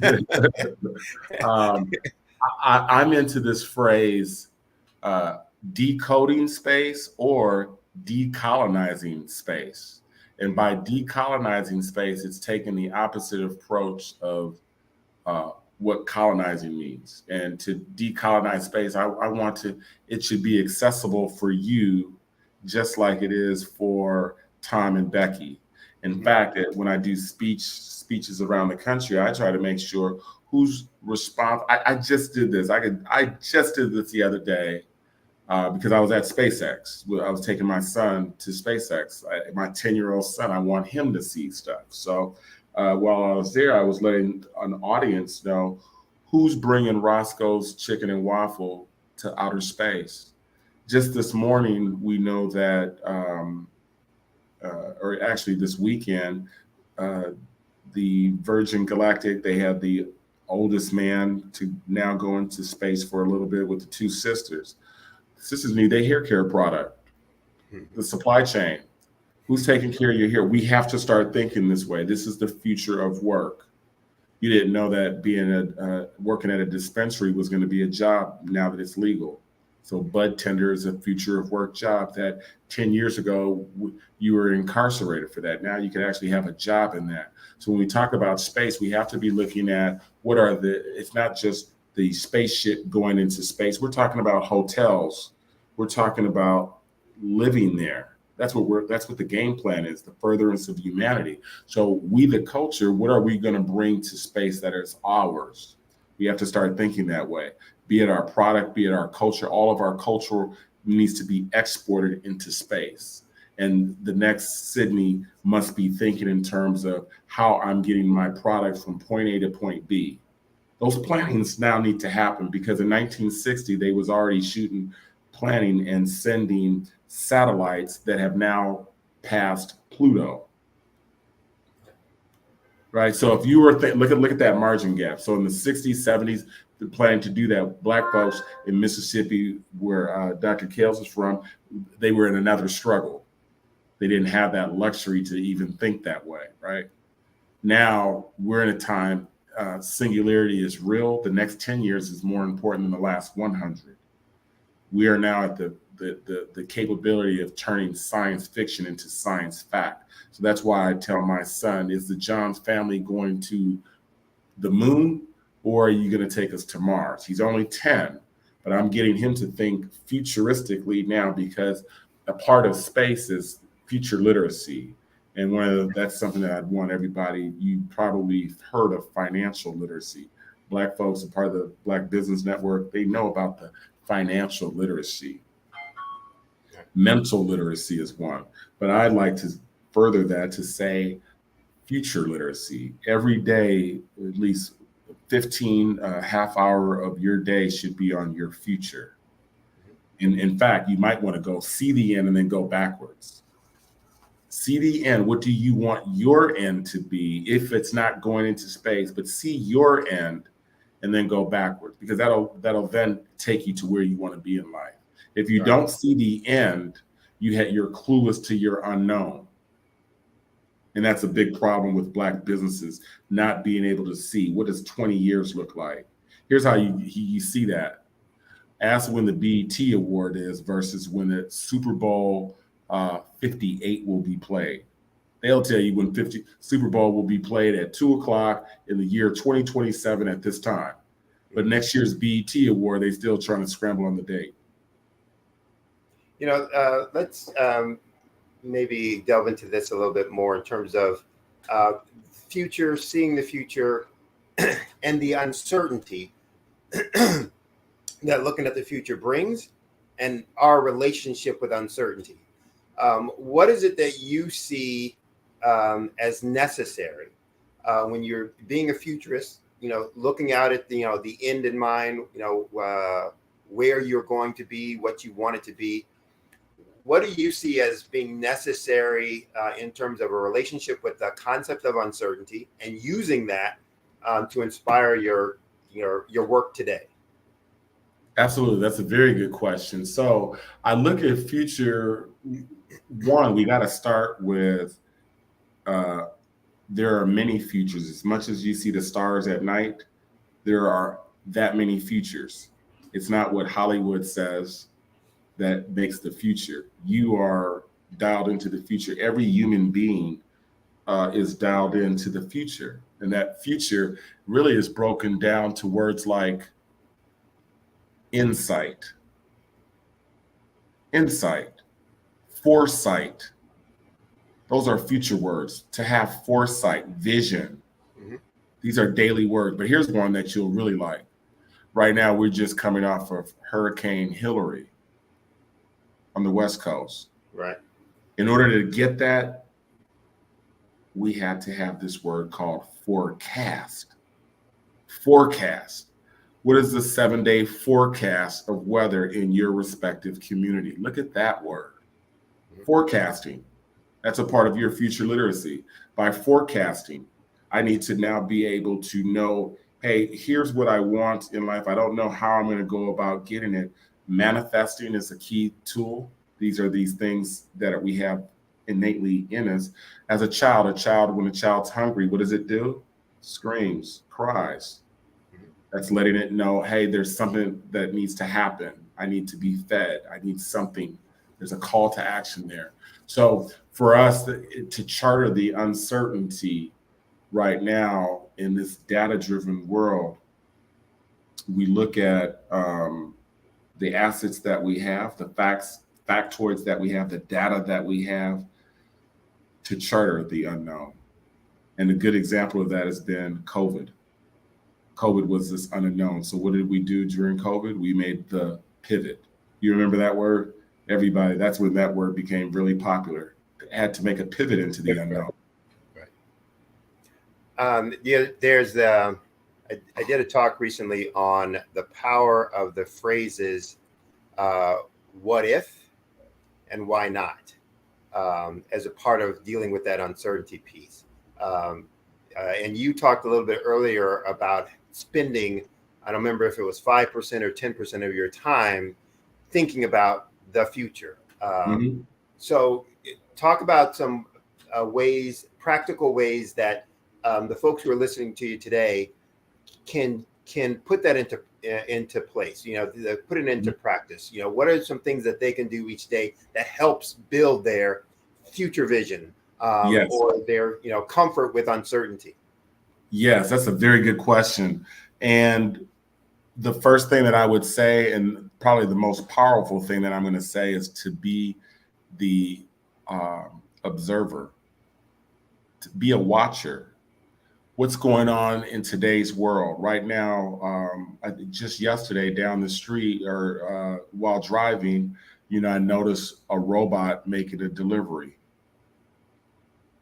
The robot made a delivery right on La Brea Boulevard, and in there while I was at the stoplight, and I've seen this before, but on this particular occasion, I looked at it because it was actually in a rougher neighborhood. And I was thinking to myself, nobody's messing with that device. Even though it's in a rough neighborhood, nobody's going to touch it. Isn't that interesting? Because it's loaded with gadgets, got GPS tracking. And as soon as you touch it, it could do something, then the police come. By observing that, what other businesses what else is to come? Here's a robot that's doing a delivery. What is it delivering? What is it delivering? And should I also create a delivery service? I'm being observant, just watching that. I'm looking at relationships. Right now, growing up, I didn't have to be dialed into mental wellness. Right now, rappers are talking about mental wellness. Technology, where is social media taking things? We're moving fast. I just mentioned that the next 10 years is more important than the last 100. Well, if you never heard that, you at least know that life is moving fast. So you're aware that technology is happening. We went from 4G to 5G to now people are talking about artificial intelligence. What is this thing called AI? We're seeing more and more robots. We're learning about drones. We're seeing drones not just used for fun, but drones for forest fires. Be the observer. And as you observe, you will start to spindle new ideas. And the good nesting ground for that is children's cartoons or any sci-fi movie.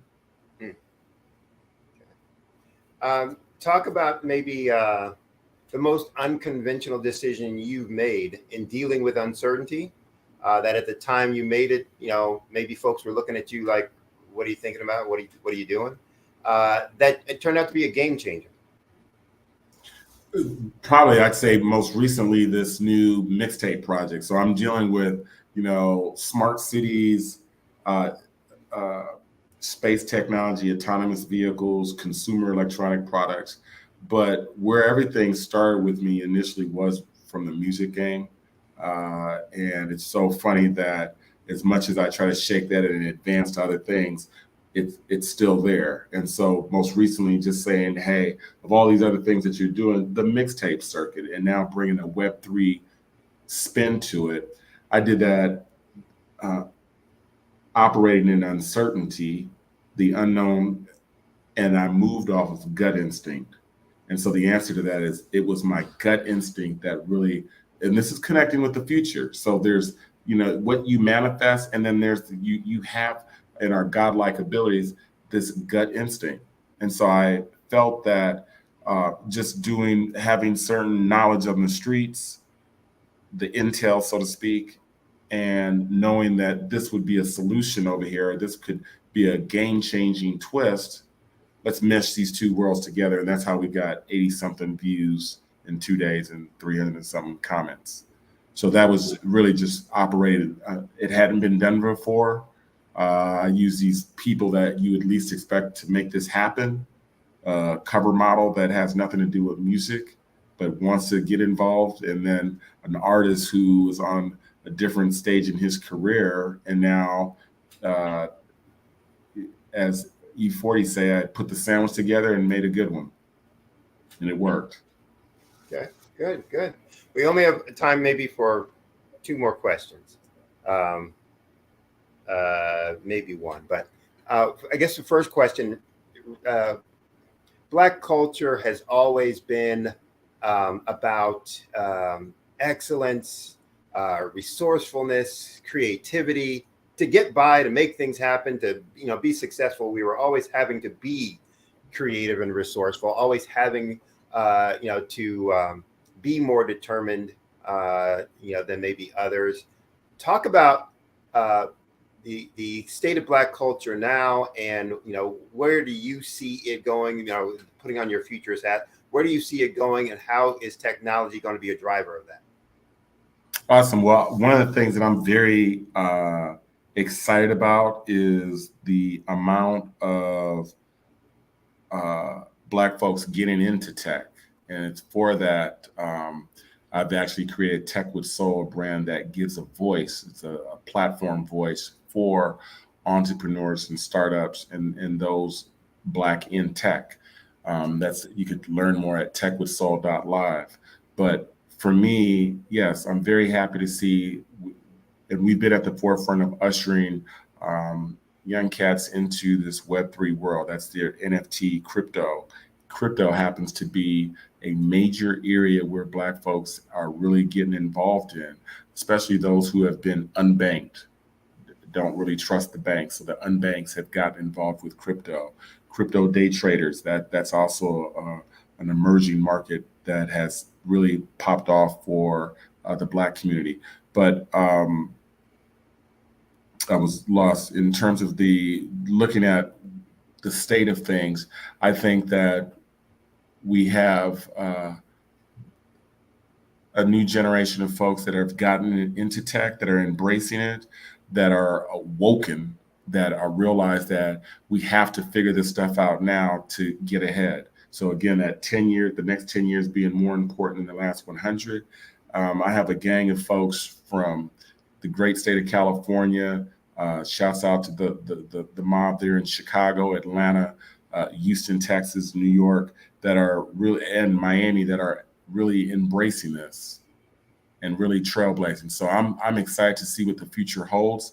There's a lot of startups, entrepreneurs that realize that they have value and are not taking any shorts. By that is to say that we're not going to get pimped like the record game did. Now, the tech game, people understand that I am of value. It's all about equity. And so I think I'm very pleased to see how many brothers and sisters are realizing that they are of value to the ecosystem and cut the check. Cut the check. All right. We probably are out of time.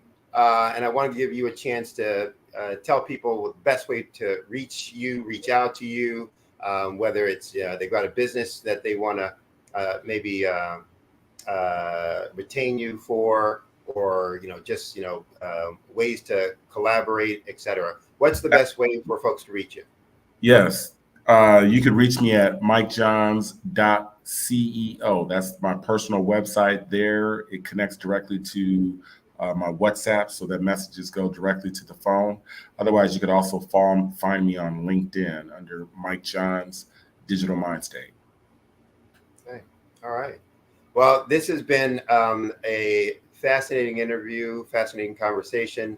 I really appreciate your time. I'm sure the folks out there got a ton from listening to you, and I would strongly recommend folks to reach out to you and find ways to interact with you and your company, et cetera. And again, just want to thank you very much for being here for the interview today. Thank you for having me. Shouts out to the whole Black Business Network. Okay. And I know that there's a moderator on as well, so I'm going to turn it back over to them. And as Dr. Kelly is fond of saying, genius is common, and we'll see you on the other side. Yes, sir. Yeah, that was a fascinating interview. So for those who are out there, go to his website, look at some of the things that they're working on. But the idea of really just opening yourself up to thinking and exploring what's possible in the future, and what that holds for you and your company, or your career.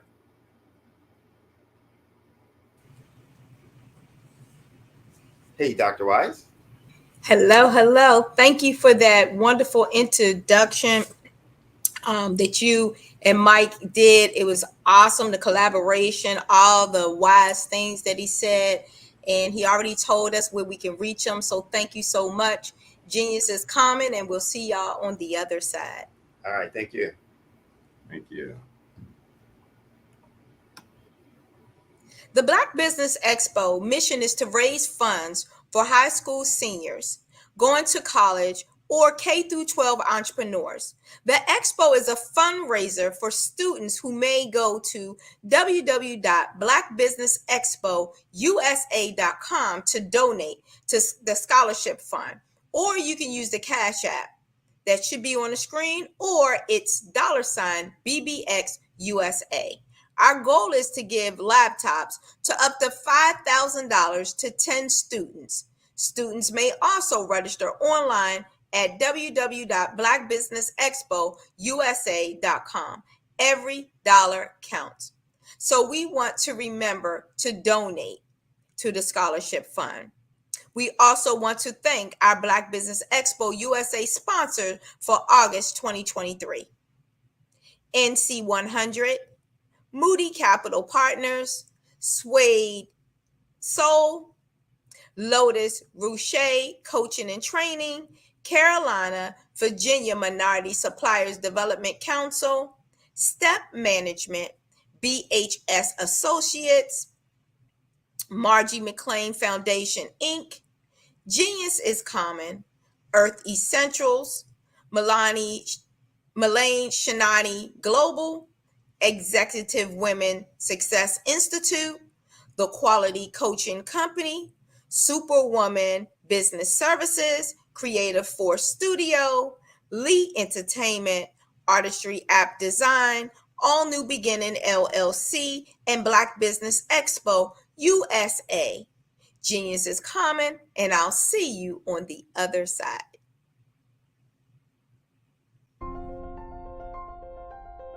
What if you could build your own city? A place where every child can find nurturing people to help them achieve their full potential. A place where every adult can access job training support. Where health education is abundant. Where social justice ruled the land. A place without limitations. Welcome. You have arrived at STEM City USA. It is what every city should be. A safe and trusted community where you find people and resources to help you become everything you are and beyond. STEM City is unlike anything you have ever experienced. It is a digital twin of the world around you, only better. STEM City is about energy and soul renewal.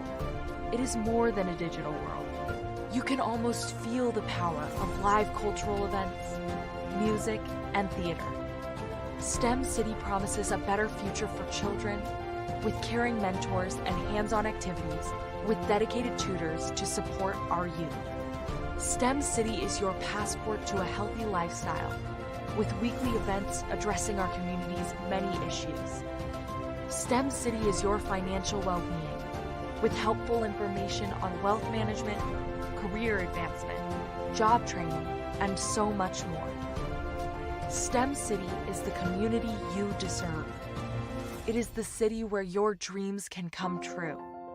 STEM City USA, a place in the sky that is accessible to all who reach for the stars.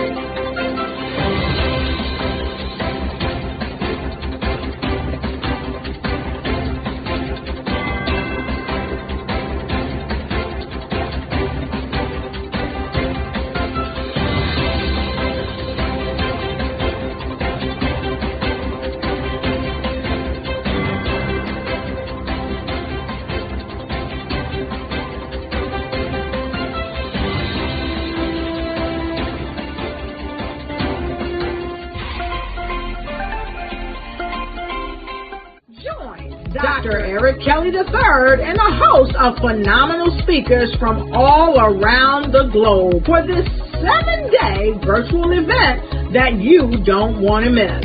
The mission of the Black Business Expo is to raise scholarship money from kids all the way from high school, all the way from college. The Black Business Olympics is one of the largest Black business showcases in the world. It is an opportunity for businesses and companies to showcase their businesses globally. We are going to be giving away laptops up to $5,000 away to students.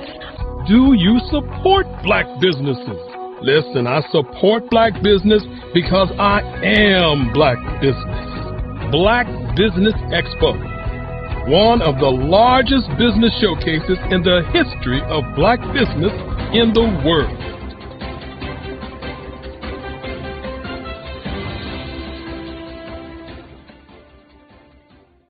I'd like you to imagine with me, if you will, opening an app where you can collaborate with like-minded individuals from around the world, get inspiration and in-app tools to launch and grow your business, as well as share your knowledge and earn compensation, all in one app. Well, the name of that app is Truso, short for Truly Social. Hi, I'm Matthew Newman, the founder and CEO of Truso, a new concept in social media. Truso is designed from the ground up to be a platform that's both social and empowering for all its users. How exactly do we do that? I'm glad you asked. First, Truso brings the world together via video. Psychologists assert that video provides a significantly more effective connection than audio only. When you enter a community on Truso, you're face to face. Second, on Truso, you don't have to have 1 million followers to monetize. Our business model allows all hosts and moderators to monetize, no matter the size of your following, by 1, producing fee-based content, and 2, inviting others to join the platform as subscribers. Even more, Trousseau has an in-app resource library with over 100 free resources, forms, and documents to help you build your brand and grow your business. Third, Trousseau is inclusive. The deaf and hard of hearing communities make up 360 million people worldwide. Unlike audio-only apps, Trousseau embraces this community, providing a networking platform that allows them to participate via video and closed captioning. We even have a deaf and hard of hearing foundation in the works as well. Fourth, Trousseau is both social and safe. We refer to Trousseau as a virtual extension of the beauty shop, barbershop, and brainchild of the community. A place where there's laughter, along with wisdom, growth-oriented conversation, and genuine connections in a safe space. Trousseau even has proprietary security to ensure we maintain a safe environment for everyone. Where are we at now? Trousseau is live, y'all. We've launched in beta and we're acquiring users daily. We have an incredible development and marketing team, plus amazing celebrity influencers at the table, helping us spread the word around the globe, beginning within the African diaspora and beyond by creating a safe space for growth, connection, and collaboration. We're truly excited about Trousseau. We've created something special for which there is a global market. And we invite you to embark on this journey with us as a shareholder. The future for Trousseau is truly bright. Join us and let's go there together.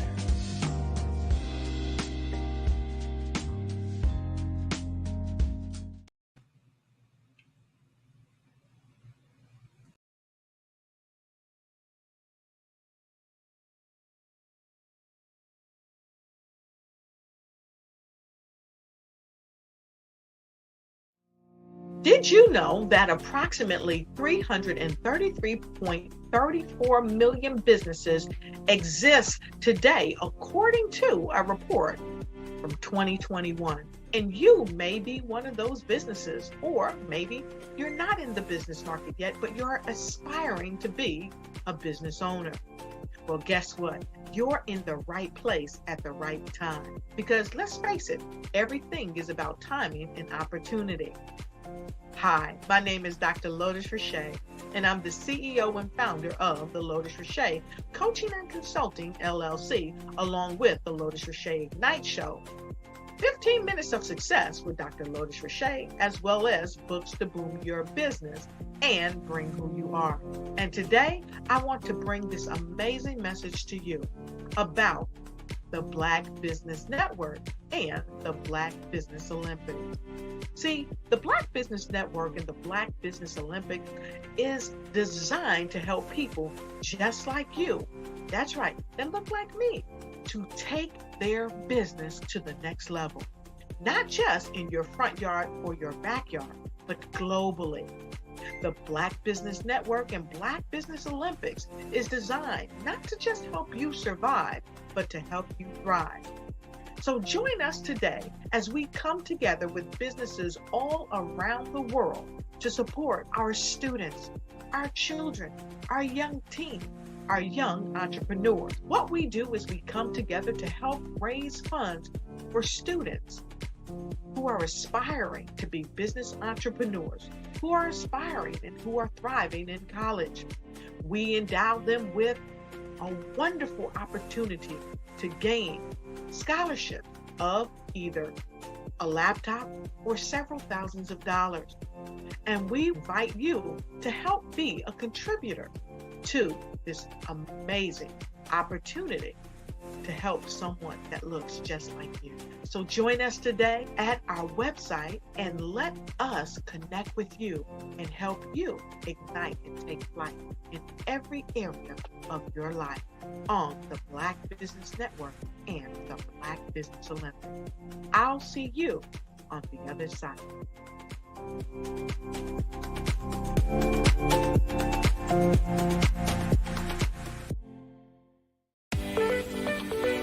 You are in the right place at the right time.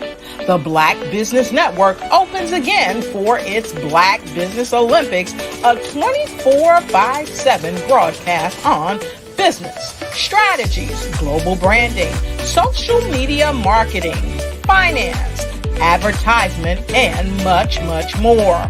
Featuring the top, most powerful entrepreneurs and speakers and thought leaders from all around the world as they gather together for this phenomenal event. Join the Black Business Network streaming live into the metaverse, STEM City USA, Black Multiverse, Pod TV, Roku, Hulu, iHeartRadio, Apple TV, YouTube, TikTok, Instagram, Google Podcasts, Facebook, LinkedIn, IBM TV, Spotify, and Twitch. Tune in today and be a part of this amazing movement. The Black Business Olympics welcomes you.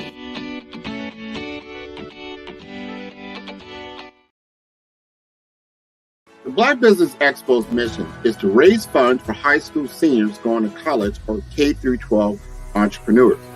This expo is a fundraiser for students.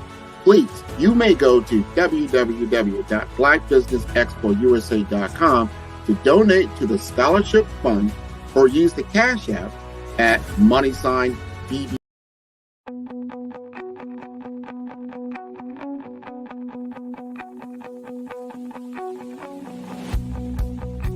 I am Black Business. From the moment I wake until the time I sleep. Yes, I am Black Business. I am Black Business. Tell me, are you Black Business? I am Black Business. Do you support Black businesses? Listen, I support Black business because I am Black Business. Black Business Expo, one of the largest business showcases in the history of Black business in the world. The world! Sign up today at www.blackbusinessexpousa.com or call 919-308-9090. I am Black Business.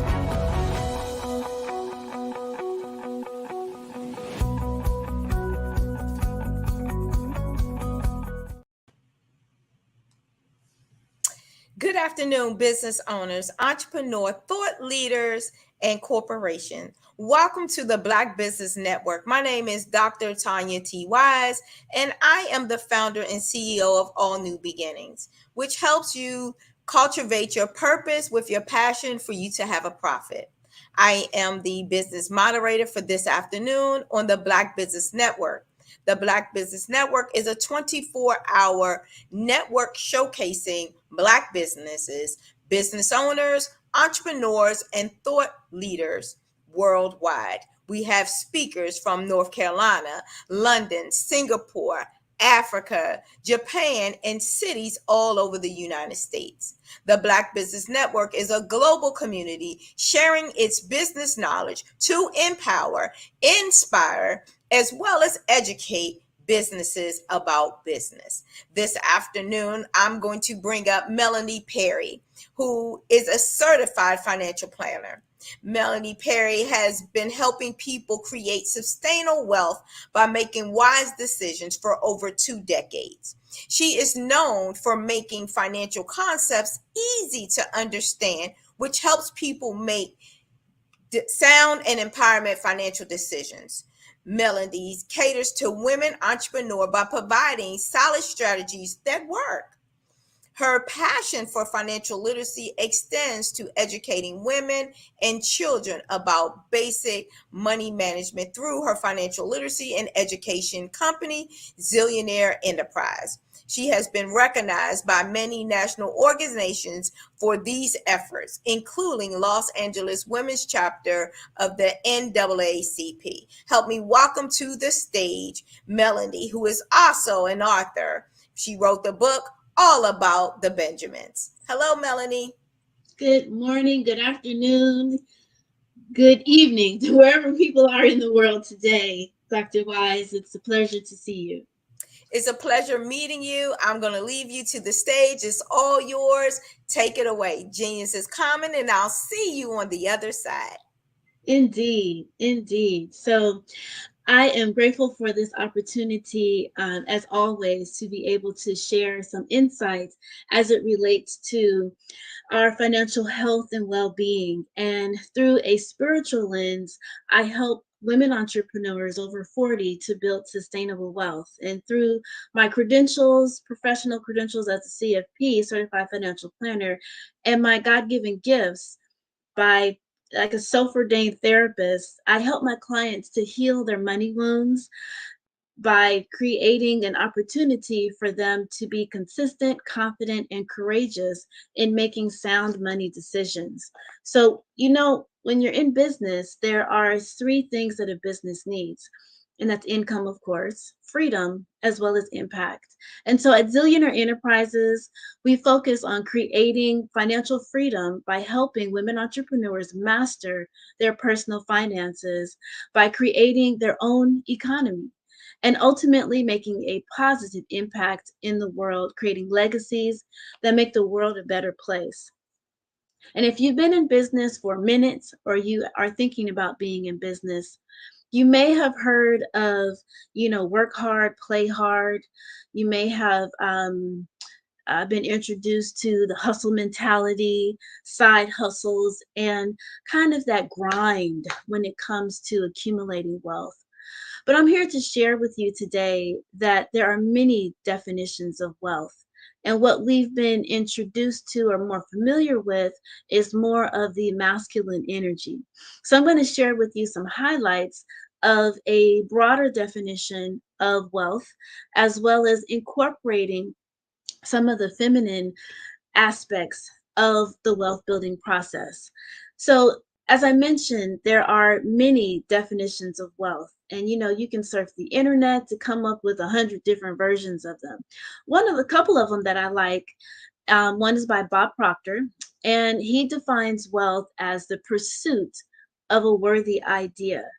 Maya Angelou defines wealth or success is about enjoying the work. Now, when asked in a study by Charles Schwab in 2016, women actually define wealth by the things that you can't buy, like good health or the feeling of gratitude and peace of mind, as well as a solid relationship and being stress free about money. So, are you ready for my definition of wealth? Well, here we go. True wealth is when you have harmony between all domains of wealth, and that's mentally, physically, spiritually, relationally, that is a word, I didn't make that up, and financially.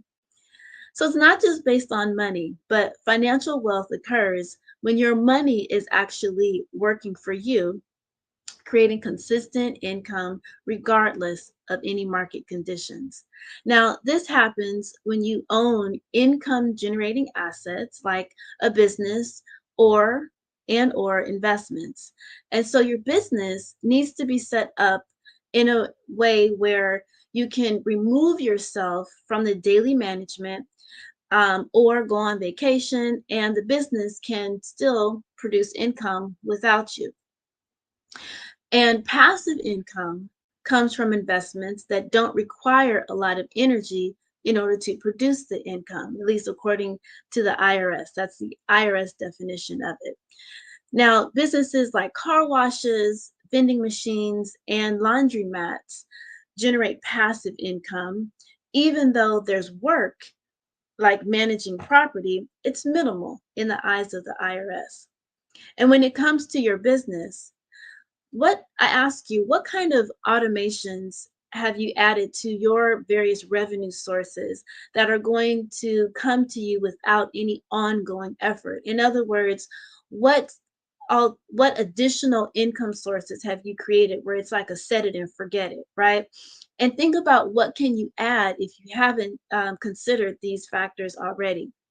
Now, one thing that I have added are affiliate programs. I often suggest a platform called QuickBooks to my clients to get their books, their finances, business finances in order and hold themselves accountable and be able to maintain that understanding of their cash flow through QuickBooks. And so I said, well, I need to have that as an affiliate since it's something that I commonly recommend. Now, the clients, many clients that I have various types of businesses. And for my clients who are therapists, I have encouraged them to create journals, and you can sell that on Etsy or Amazon or directly on your website, right? And, they encourage their clients all the time as a part of their therapeutic healing to write in journals.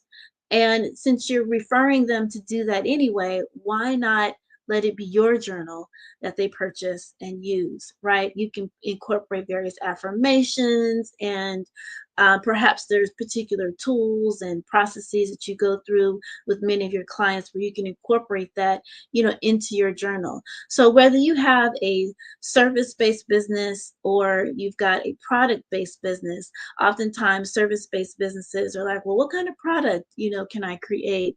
And so I just gave you an example, of a product. So, be mindful of one, not being in a box, right? Being thinking innovatively and creatively, how you can bring additional streams of income into your cash flow, into your business without creating an additional task or job or position, for yourself. There may be an initial onset of, focus to get the ball rolling, but as it, in order to maintain it, there's very little, effort in order to maintain that. So today, ask yourself, what passive income stream can you add to your business that will take minimal effort and maintain added value to your clients? Because remember, yes, genius is common and abundance is your birthright. We were all born wealthy. And sometimes that's something that we forget, as we're bouncing around through life. There's so many things coming at us, and we don't always keep in the forefront of our mind that we were born wealthy. So at this point, what I want you to do is to begin to embrace this zillionaire wealth mindset by creating harmony between these various domains of wealth, again, which include the mental, physical, relational, spiritual, and of course that financial piece. And so let's break down a little bit of how wealth has a tendency to show up to us from a masculine perspective. And there are a few themes that I want to break down to give us some additional insight on that. So when we commonly think of wealth, we think in building wealth and having a business, we feel that it has to be, very goal driven. You set goals, got to attain the goals, your milestones, for those particular goals. There's kind of an assertiveness that has to happen. There's a lot of linear focus and very much focus on, well, what's reality, what's going on right now, what's logical in terms of the goals that you're setting for yourself. There's an element of competition, in the mix of that, and being very analytical. Right now, I'm not suggesting that any of these things are bad, but anytime you focus too much on one energy, it leads to toxicity, which in essence is the world we're in right now. So we need to begin to weave in more so it's happening, but we need to be aware of the feminine components of the wealth building process that's going to create harmony to the existing strong masculine presence. And so on the feminine side, being intuitive, right? Now, the value of being intuitive versus purely analytical is that you can create your business plan. You can look at the stats, the numbers, you can, go through that whole process and ignore that gut feeling. Ignore that something just might not feel right about the numbers, right? So then that's where your intuitive guidance needs to take over and begin to take some of that analytical information and really get a good, you really need to kind of sit still be still and know that God is, and assess based upon the data that you gathered, which is important. How do you feel about this data? And do you feel that you will be going in the right, direction? I remember listening to Rachel Rogers, who is the owner of Hello 7. She has a podcast, and when one of her, in the pursuit of her writing her book and publishing it, We Should All Be Millionaires, her business advisor, CPA, one of the professionals on her team, indicated that Black women just don't sell very many books about on wealth, and not to really. I think she wanted to. I think the advisor was suggesting to charge $10 or something like that for the book, and she was like, "No, we're going full throttle, full price with this, and it's a go." And that advisor with good intentions just didn't feel like it would be successful based upon the stats of the past, right? As if you can't create new statistics, moving forward. But that's another story. So she moved forward in publishing her book and has sold hundreds of thousands, of copies, making it a very, very grand success. So you can't always go by what's on paper, right? We are in and moving further in a space of time where we're making new milestones, and new firsts, if you will, in the area of people of color coming to the forefront, establishing businesses and enterprises, and women entering the marketplace, expanding things that they have started and scaling to higher and higher heights. And therefore, it's been thousands of years since women have been in the forefront in the area of money, business, and finance. We're coming back, to this space. We're going to be making new statistics. So you can't go by what's currently present. I shouldn't even say currently. You can't go by, the most recent history and be able to dictate, this is how you can proceed moving forward, because we're innovative, creatures, and we're making new strides and new goals. Collaborating. So collaboration is one of the key components of the wealth building process. When you collaborate, you are successful. When you overcompete, because competition is good, healthy competition is great, but when you overcompete, you stomp on the present demographics as a means to be the only one at the top. And there's actually an element of a scarcity mentality when it comes to a full throttle competitive, standpoint. It's like you've got to win, you've got to be on top by any means necessary.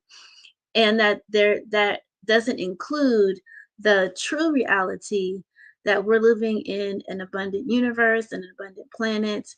And when we're in alignment, there is enough to go around. So there's no need to feel like if I win, you lose. And there's no need to feel that there's not enough to go around. So recognizing that you do want to rise to the occasion, to be your best. And at the same time, you can also pull someone else up as you reach higher and higher heights. So being creative, right? So some people know that I have designed jewelry, real accessories. And so that particular process is a creative process. There's a process to how I create, but it's not linear by any stretch of the imagination. So I've designed purses in my time, clutch bags and shoulder bags. And when I would think about what colors I want to create, what textures, what I would do is I have a bag of scrap leather, and I would throw all the leather on the floor, and then I'd begin to color coordinate and I'd see various textures, colors, and I'd begin to just kind of put them in a pile. And then I'd begin to create from that. Now, oftentimes people would ask me, like, oh my gosh, this is beautiful. It's great. I love it. Do you teach a class? No, I don't. There's I don't have that skill set to be able to teach someone to be creative. That's not my gift. My gift comes into making financial concepts easy to understand and to embrace so that you can apply them on a consistent and regular basis, with ease, not helping someone create a craft of a sort. But my point in that is the creative process is something that's more free flowing, it's more whimsical versus linear and logical. Now, there's an element of logic in that. So that's why we can't be so on one side or the other as it relates to masculine and feminine energy to build wealth. It's a blend of both of them because in the creative process, it's a process. I started with one, I dump it all the leather on the floor. Two, I would begin to put the colors, together. Three, I would begin to match the various shapes and begin to formulate them in the pattern of a clutch bag, or sometimes based upon the patterns, I'm like, it would be better as a shoulder bag, but I never, but I didn't start out with going to make a shoulder bag. However the pieces lay was the result of what I was going to end up making. So that's also another feminine component, which is going with the flow. Now, when you go with the flow, it allows for a little give, right? And so while there's benefit and purpose in being goal driven, my goal was to make an accessory, right? But what accessory, how big, how large, all of that came in the creative process through the allowance of flow. So when you're in the process of starting a business, you do want to have a particular goal and objective. And usually that comes from, ideally, you want that to come from your the wealth that you were born with, your talents, some skill, a gift, that you have that you're very good at. And as a result of that, you can monetize that accordingly. Now, you have others who are told or were born into, the family business, and it's not really their passion or their drive, and therefore they're really not successful with it, or they might be successful and they don't feel as if they're a success. They feel like there's something missing, and that's because they weren't in a space where they were able to pursue their particular passion, right? So while you can be goal driven, you also want to allow for the flow. You want to allow for the process to begin to unfold as you stay in alignment with your higher power, whether you call your higher power source, God, universe, Allah, Jesus, whatever you want to call the spiritual being that you are most connected to. So as hopefully you've been able to see how having this harmony between both the masculine and feminine energy allows you to be more effective in your pursuit of wealth. And so as I begin to come to a close here, I always like to wrap up with the format to begin to build sustainable wealth. So what I want you to do is I want you to think from a perspective of, okay, so let's look at this pyramid. And anytime you're building anything, you want to have a solid foundation. In the area of finance, we're going to have a solid financial foundation. And that consists of 3 buckets at least. And this can apply for your personal as well as your business. So these 3 buckets on the personal side is having a dip account, emergency account, and the wealth account. On the business side, you would have a goodness. I just lost my train of thought. On the business side, you're going to have the operational account. It was coming. The operations account, the not resource, goodness. The account that will be like a rebound account, if you will, and then you're going to have a wealth account as well for the business. Reserve, that was the word. It's coming, y'all. So let me just repeat that. On the business side, you'd have a reserve account. You have your operational account, and you have your future goal, future project account. Okay. Now the foundation functions the same again for each one. So for the dip account on the personal side and the reserve account on the business side, that's where you're going to have about a month of your resources, of your income set aside there, your income or your expenses, either one. The greater amount that you have, the better, more secure your foundation will be. The objective of these accounts is if something comes up, let's say there's a conference that you just happen to find out about, or some kind of business opportunity, and you want to, take advantage of that, you would dip into your dip account on the personal side, or into your reserve account on the business side, and go to that conference. Oftentimes things come up where you're like, oh man, I didn't know about it, and it's happening next week, and you got to, make arrangements to get there, or flights or whatnot. And so you would dip into your reserve account on the business side for that. On the personal side, things pop up as well.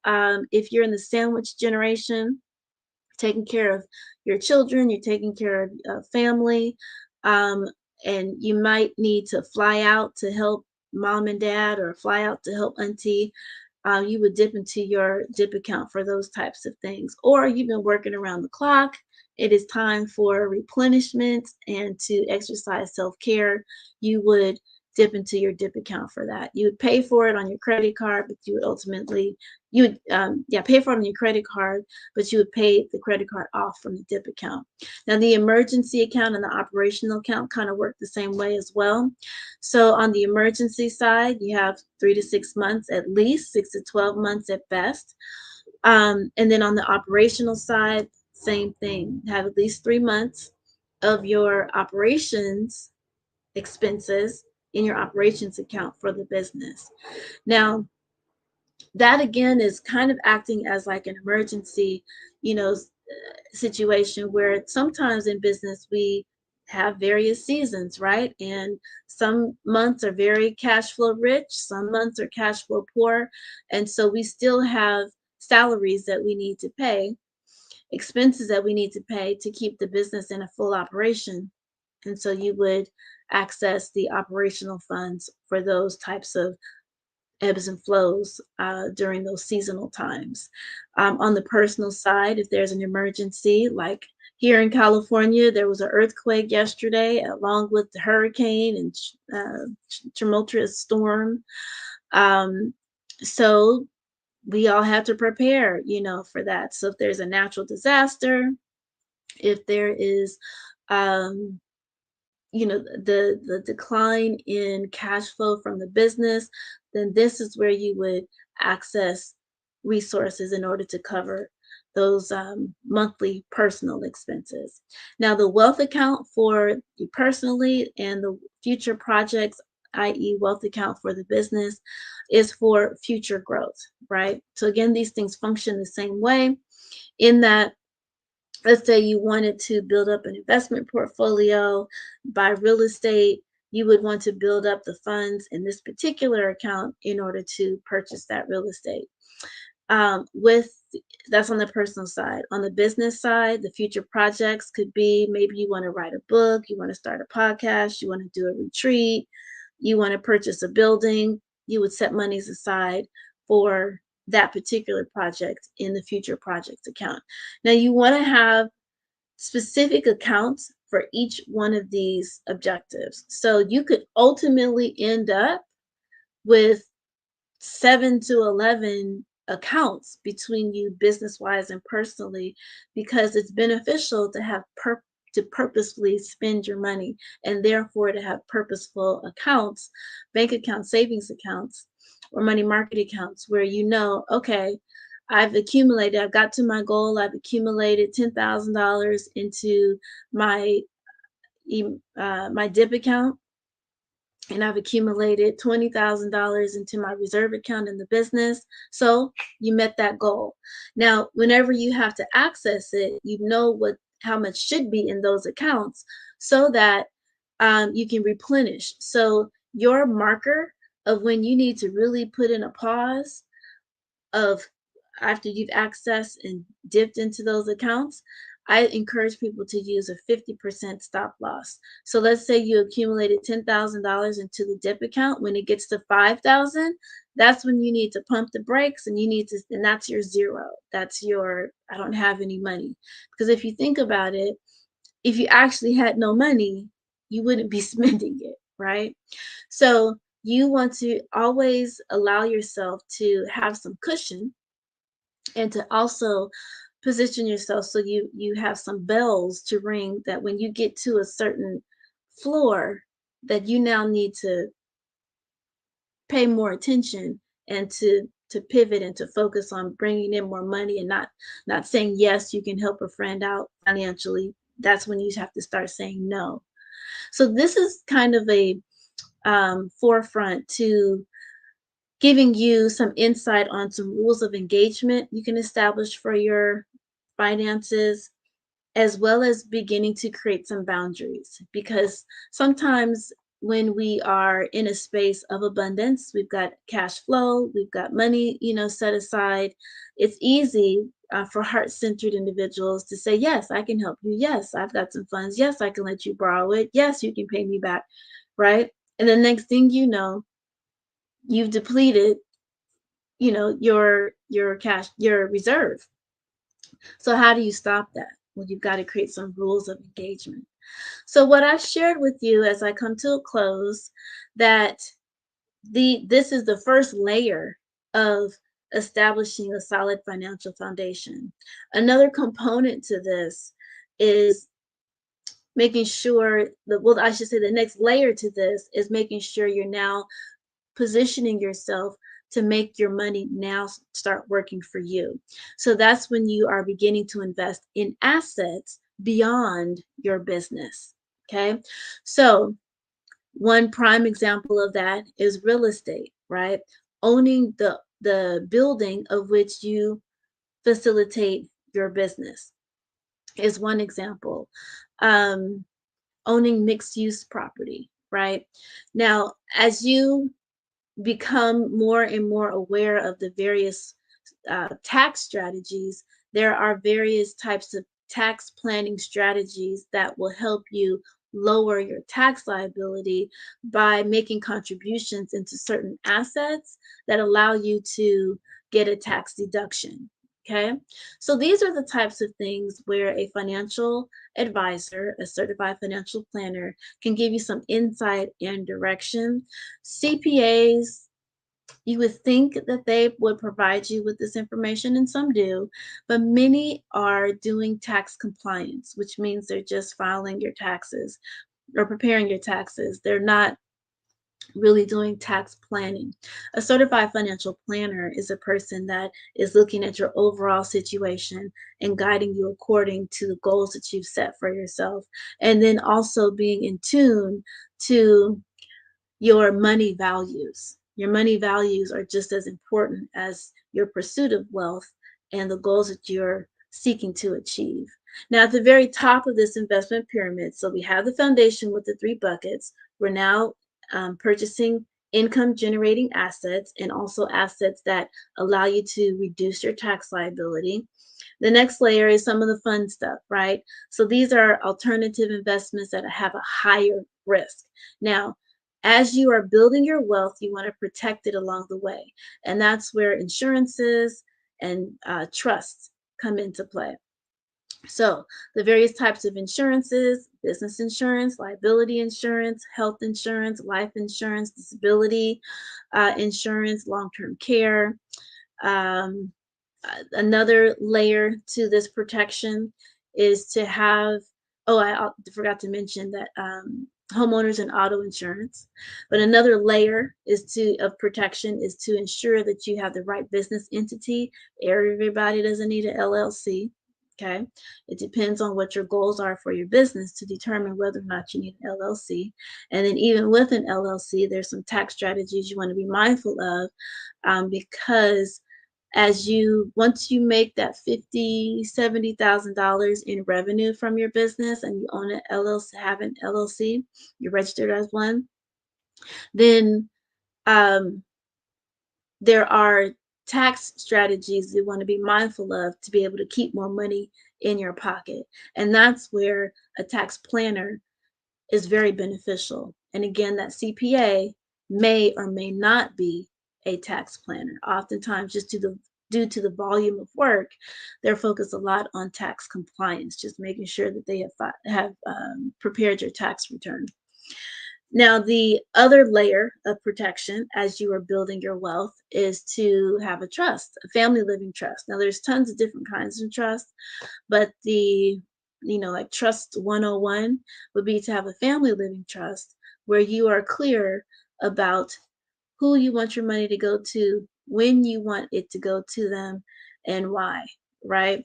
And this calls for having crucial conversations with your loved ones to determine who would be your executor, the person that's going to be managing over the trust, who are going to be the recipients of it, and what are you doing to prepare them for the generational wealth that you're setting up for them.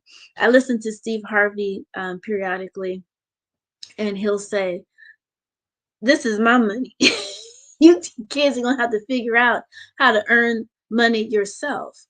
And I find that to be a very valuable tool or a mindset that he's instilling in them, in that they have to understand, they have to develop and cultivate a work ethic, and to not just be spoiled, brats, so to speak. So this isn't to say don't create generational wealth. Whatever it is you want to do is what you want to do, but to prepare them accordingly to be able to manage the wealth and to create generational wealth moving forward, or for them to be able to have that skill set and ability and knowledge to do it for themselves, right? Because you can donate your wealth to a nonprofit organization upon your transition and also instill the mindset and the structures and the skill sets for your children to create wealth themselves. There's two different kind of perspectives of how generational wealth can look, right?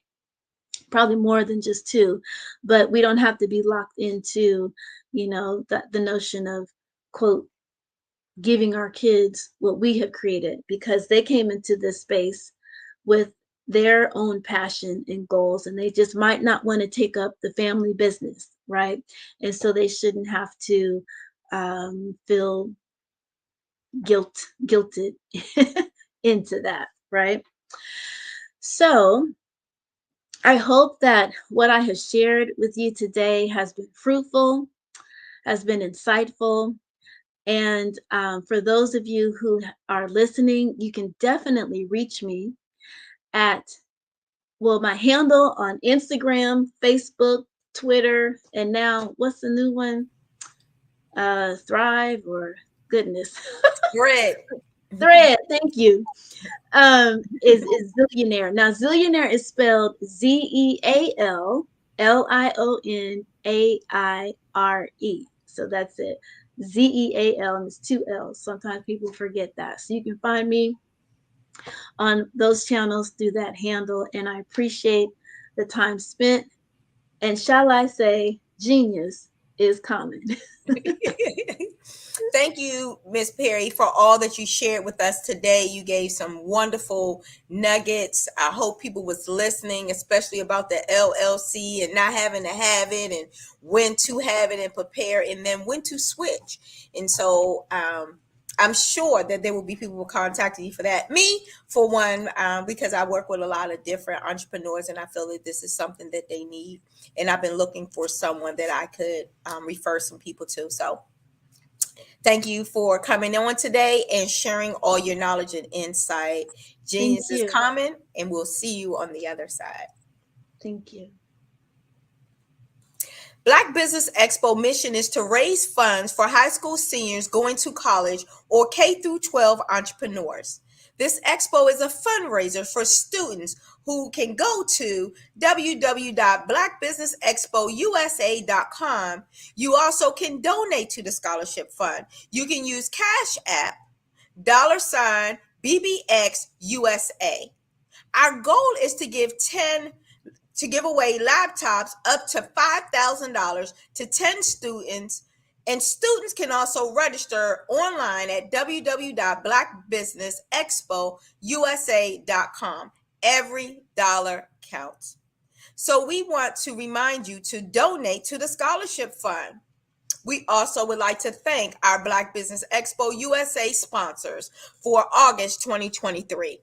NC 100, Moody Capital Partners, Suede Soul, Lotus Rouche Coaching and Training, Carolina, Virginia Minority Supplier Development Council, Step Management, BHS and Associates, Margie McLean Foundation Incorporated, Inc., Genius is Common, Earth Essentials, Milani Shanae Global, Women's Success Institute, The Quality Coaching Company, Superwoman Business Services, Creative Force Studio, Lee Entertainment, Artistry App Design, All New Beginning LLC, and Black Business Expo USA.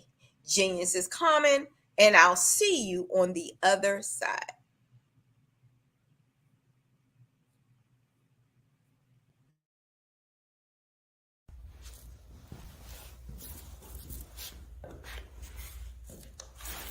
How you doing? I'm Rodney Allen Rippey. Yeah, the child actor. Well, now, leading man. Some of you might remember back in the day, the Harlem Globetrotters popcorn machine. Remember that? Well, it was a Saturday morning special that would come on, and I was there with Geese and Tex and Meadowlark Lemon. Remember the show? Well, I had a great time. And I have to say a huge, huge thank you to all my fans out there. Thank you for all the years of support. I went on from the entertainment industry. I started getting into producing and directing. And now, hey, here I am. I'm a studio executive here in Burbank, California at 2526 Studios. I have to say, it's been pretty good, but the best is yet to come. Please stay encouraged. Keep reaching for your dreams and never forget that genius is common. Remember that. Genius is common. No matter what anyone says to you, no matter how tough the road may get, keep striving. Keep reaching for your dreams. And always know that you are worth it. Everything that you put into yourself, everything good that you pour into your life, you are worth it. And when the times get tough, when things don't go exactly right, it's okay. Dust your shoulders off. Stand up strong. And remember, genius is common.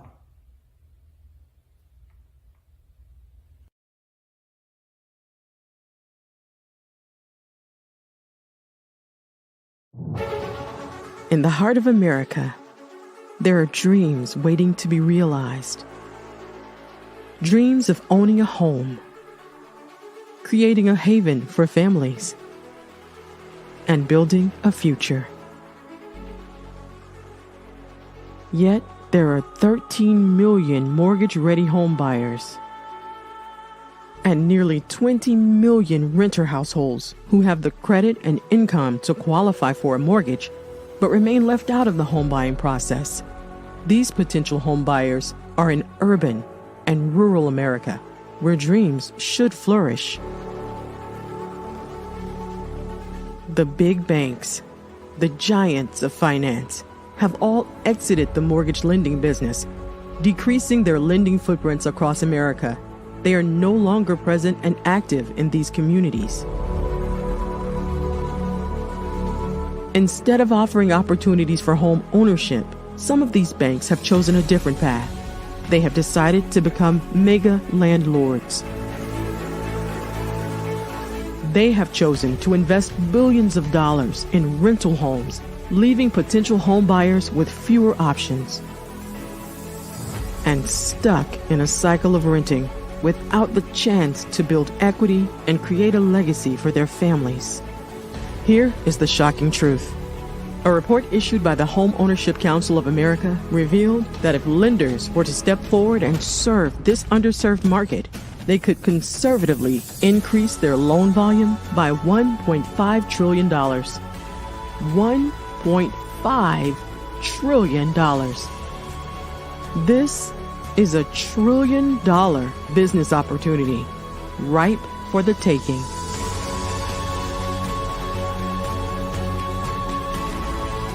That's why I Have a Dream Home is here.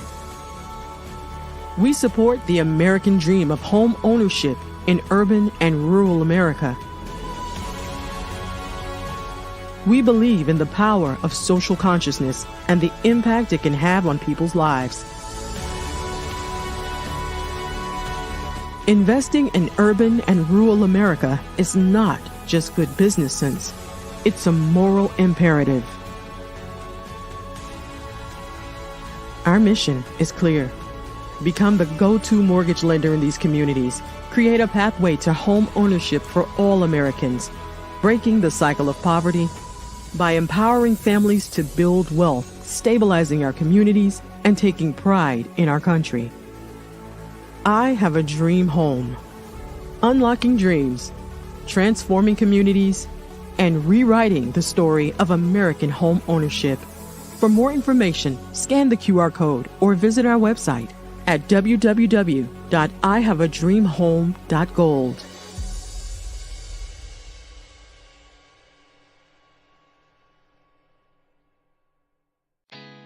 Did you know women represent just 3% of Fortune 500 CEOs and less than 15% of corporate executives at top companies worldwide? Have you wondered what the secrets are to getting into the top ranks, whether in the private or public sector? Do you want to figure out how to stop being held back in your career or passed over for promotion? Then you're in the right place. Hi, I'm Dr. Madeline Ann Lewis, President and CEO of the Executive Women's Success Institute. I have decades of experience in the military, the federal government, and corporate America. And my mission is to help women succeed and tap into their full potential.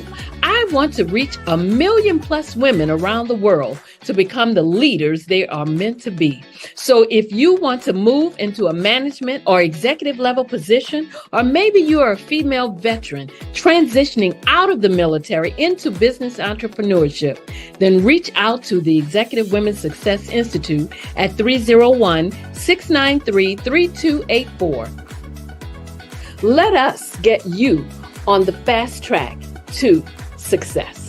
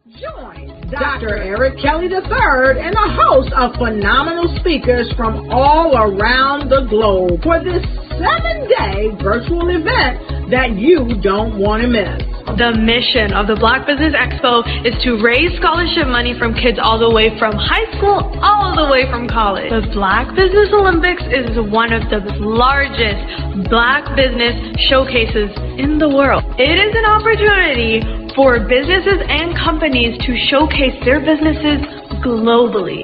We are going to be giving away laptops up to $5,000 away to students. Do you support Black businesses? Listen, I support Black business because I am Black business. Black Business Expo, one of the largest business showcases in the history of Black business in the world.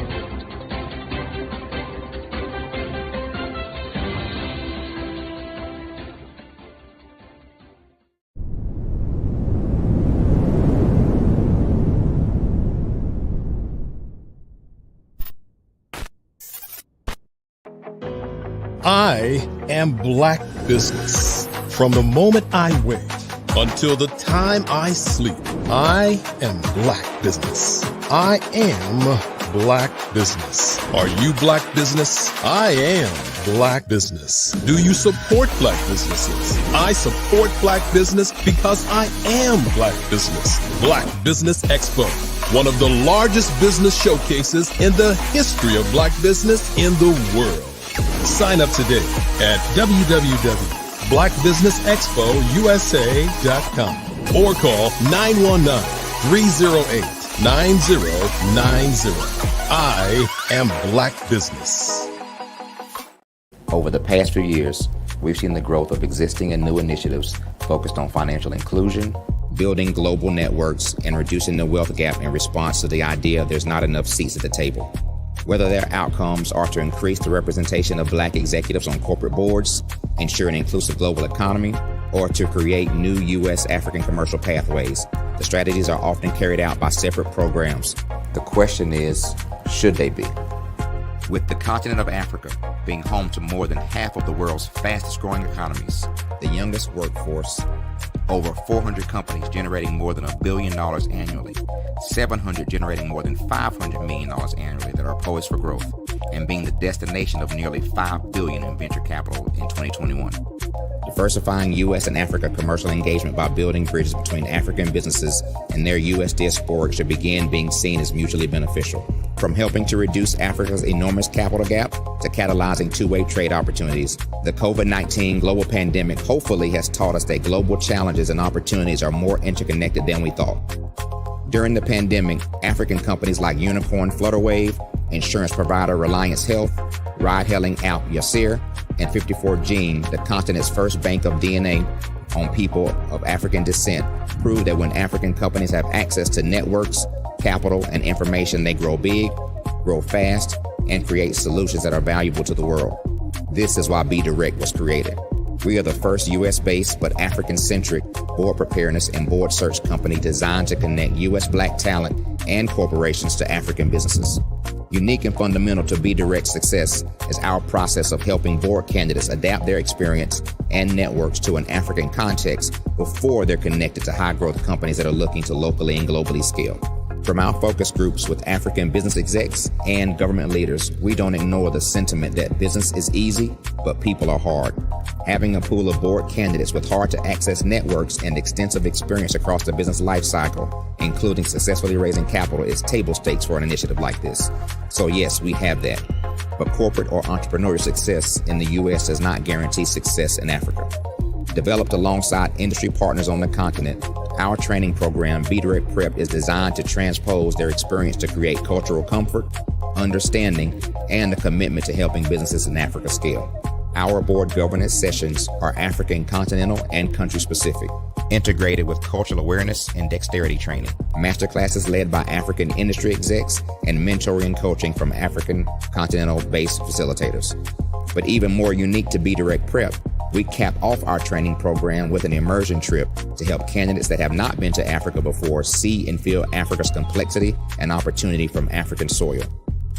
We all know traditional network-based board placement has historically left a lot of us out of ever really being in the paid board pipeline. Our strategy supports the work of many great organizations that are successfully filling seats at U.S. board tables by creating more tables for those that are still left on the sideline. It's time to start seeing the role and value of U.S. Black talent and businesses on the continent of Africa differently. Old perceptions and habits limit economic inclusion. Let's transition Black talent and the African businesses they will support from the periphery of the global economy to its core. Living in a global lockdown, we all know now how fast local and global economies can change and see the value of having businesses that hire, strengthen local value chains, and even grow globally. Status quo in any form holds back progress. We must democratize U.S.-Africa commercial engagement by socially and economically connecting cultures that have long been disconnected. It's time for Africa's U.S. diaspora to redefine their global value by helping African businesses scale continentally and globally.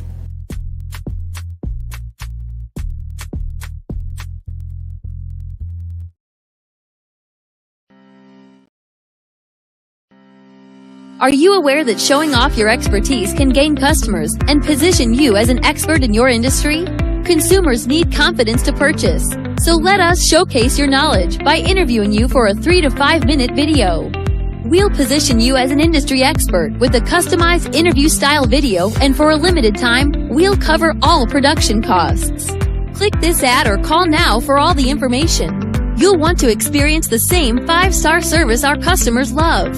So take advantage of this one-time offer. Click this ad or contact us now.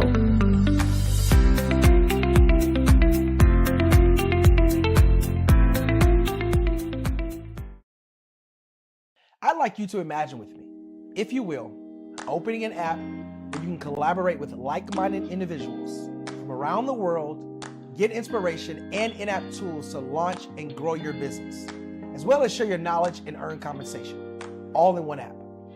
Well, the name of that app is Truso, short for Truly Social. Hi, I'm Matthew Newman, the founder and CEO of Truso.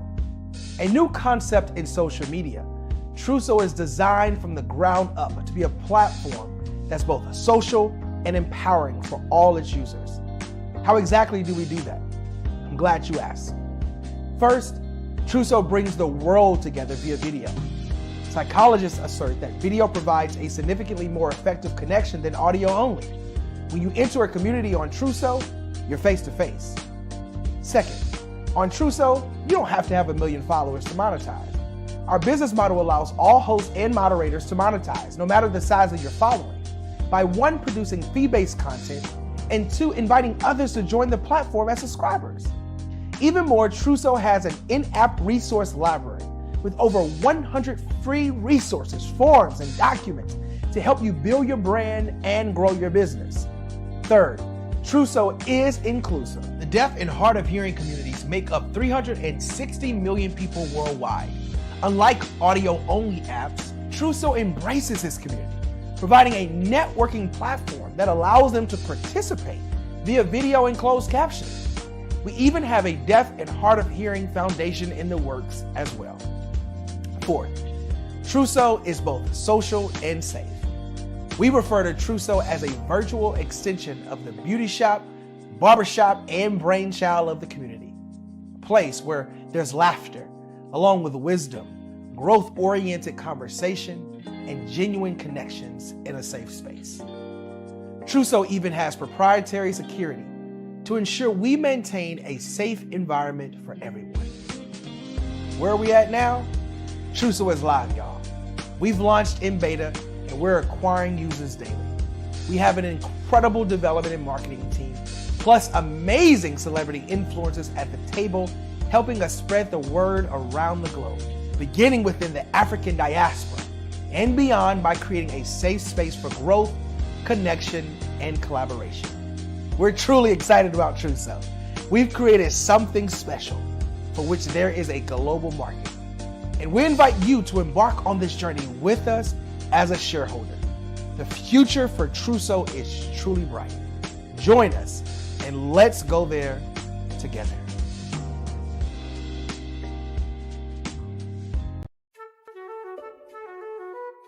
This is Dr. Arnold T. Petsworth. He's the owner of Petsworth Vet World, a veterinary clinic in Hopton, Connecticut. His patients include dog, cat, frog, fish, Goldie?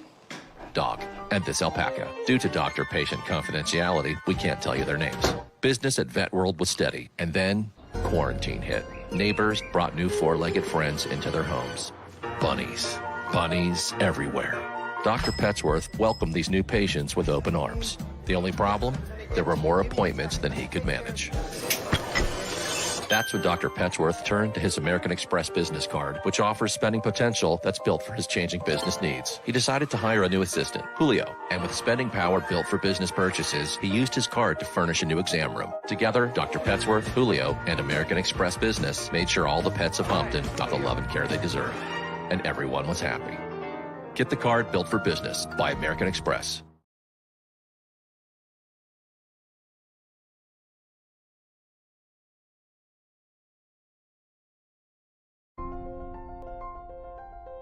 What if you could build your own city?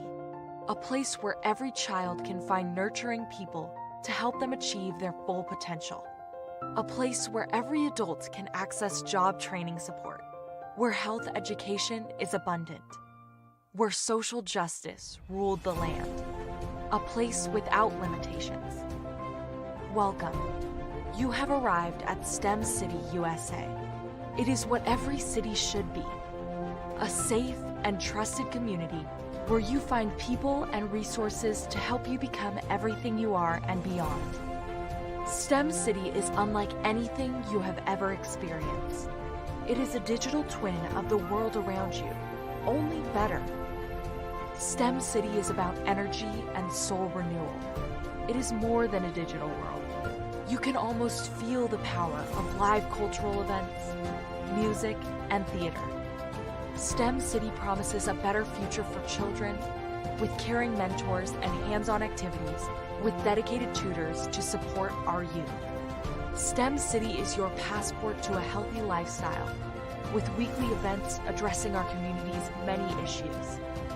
STEM City is your financial well-being with helpful information on wealth management, career advancement, job training, and so much more. STEM City is the community you deserve. It is the city where your dreams can come true. STEM City USA, a place in the sky that is accessible to all who reach for the stars.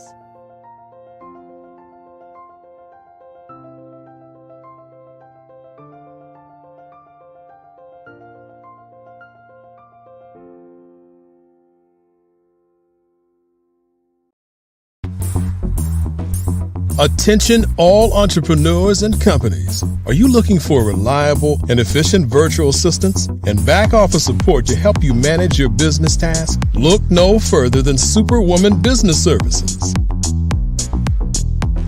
Our team of virtual assistants provides a full range of administrative support services, including operations management, social media marketing, and much more. We also offer website design services to help you create a professional online presence that reflects your unique brand. In addition to administrative support and website design, we offer business development and structuring services to help you grow your business and achieve your goals. We'll work closely with you to identify areas of improvement and develop a customized plan to help you reach your full potential. At Superwoman Business Services, we understand that running a business can be overwhelming and time-consuming. That's why we're here to help you fly high and achieve success. Our virtual assistants are highly skilled, experienced, and dedicated to providing you with the support you need to thrive. Come fly with us and take your business to new heights. Let us help you become the superhero entrepreneur you are meant to be.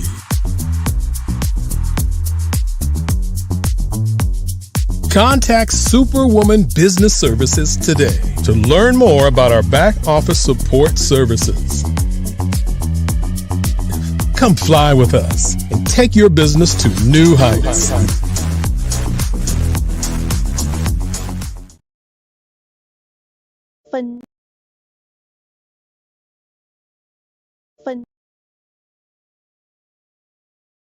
phenomenal Tanya T. Wise, who is here from the great state of Maryland. Tanya, welcome and thank you for being with us today. Can you indulge our audience a little bit and tell them just a little bit more about who you are and what it is that you do? Well, I love being able to talk to people and have a magnetic attitude, being able to just show them. So I always like to say, level up is Coach at Tanya T. Wise here. So can you tell our audience, just give them a teaser about what your presentation will be about? So my philosophy is that we should all be living our dream life. So tomorrow I'm going to talk about how you start living your dream life. What are some of the things that you thought about in your childhood that you just kind of let go and dormant? Wow. And I want to reignite that and just give you some pointers and some tips, some tools, some strategies to be able to start living your best life now. And guess what, Rhonda? And leave an inheritance for your legacy.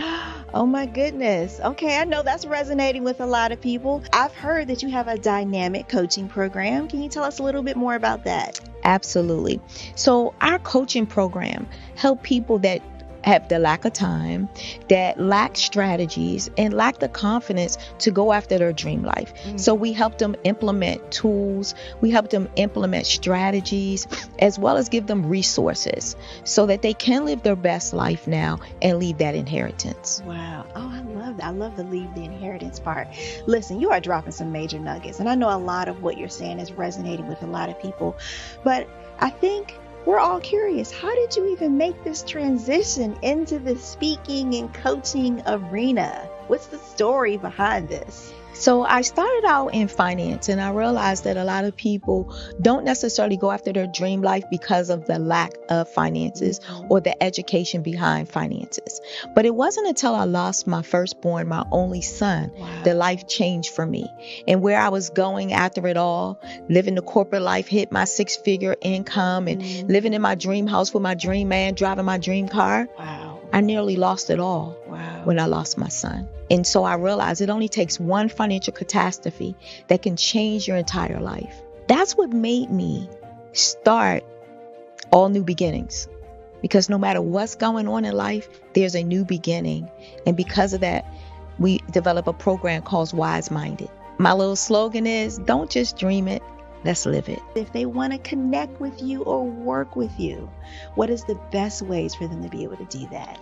Well, for my social media guru, you can connect with me on every single social media platform as Tanya T. Wise.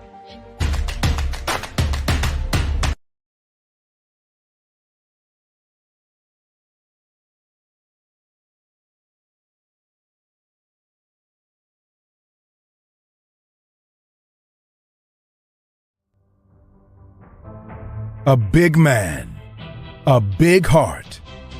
Let's go. Jackson Crisp is a tech startup founder, business consultant, and captivating public speaker, reaching the professional level as a former NFL offensive tackle. Jackson always brings it. With a degree in engineering from the prestigious Colorado School of Mines and over 2 decades of project management experience, Jackson has honed his skills in training high-performing teams and leaders. The recipient of several patents and trademarks, Jackson is also a subject matter expert, regularly presenting on topics related to projects, processes, and systems. As a paid speaker, Jackson has a unique ability to connect with audiences of all backgrounds. His captivating storytelling and genuine approach inspire and educate, leaving audiences motivated and ready to act towards achieving their goals. Through customized strategy and implementation sessions, Jackson works closely with clients to meet their business objectives. His deep understanding of the human condition, combined with his passion for helping others, make him a highly sought-after coach and mentor. Jackson's impact extends beyond the business world. As Vice President for the NFL Alumni, Las Vegas chapter, and an advisor for Unsilenced Voices, he is dedicated to making a positive change in the world. With Jackson Crisp, unleash your potential.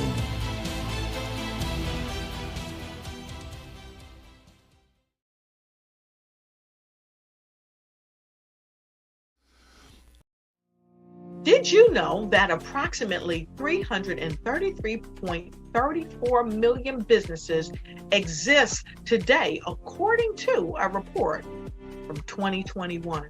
And you may be one of those businesses, or maybe you're not in the business market yet, but you're aspiring to be a business owner.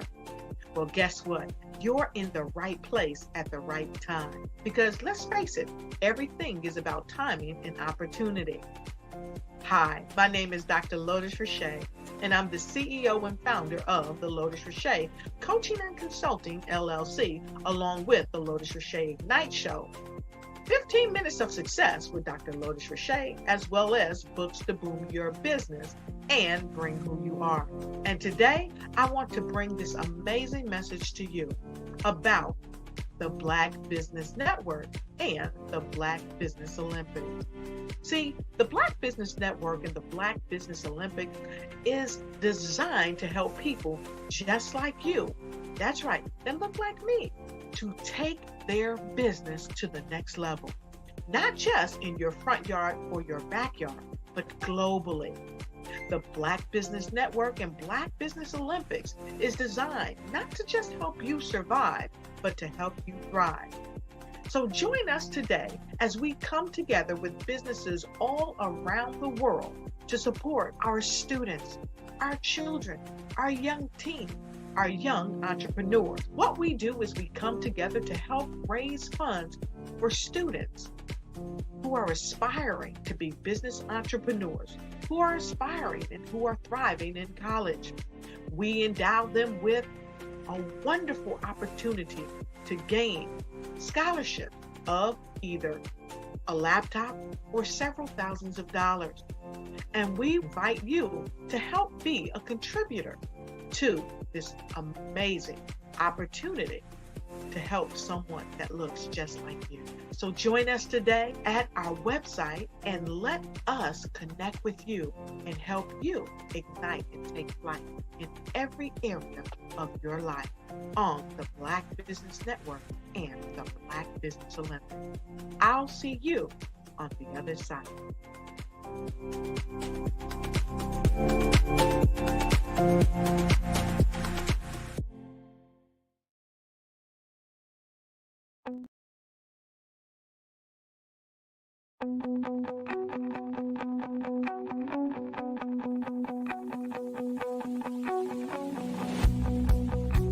I am Black Business.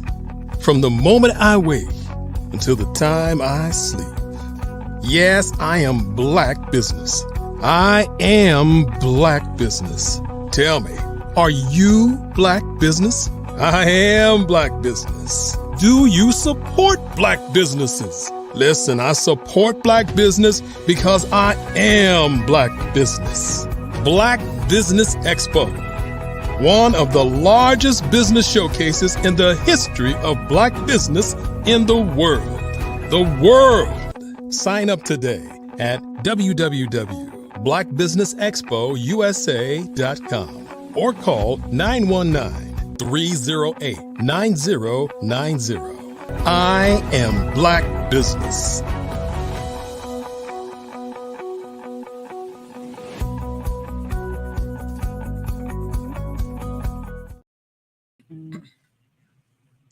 Good afternoon, business owners, entrepreneurs, thought leaders, and corporations.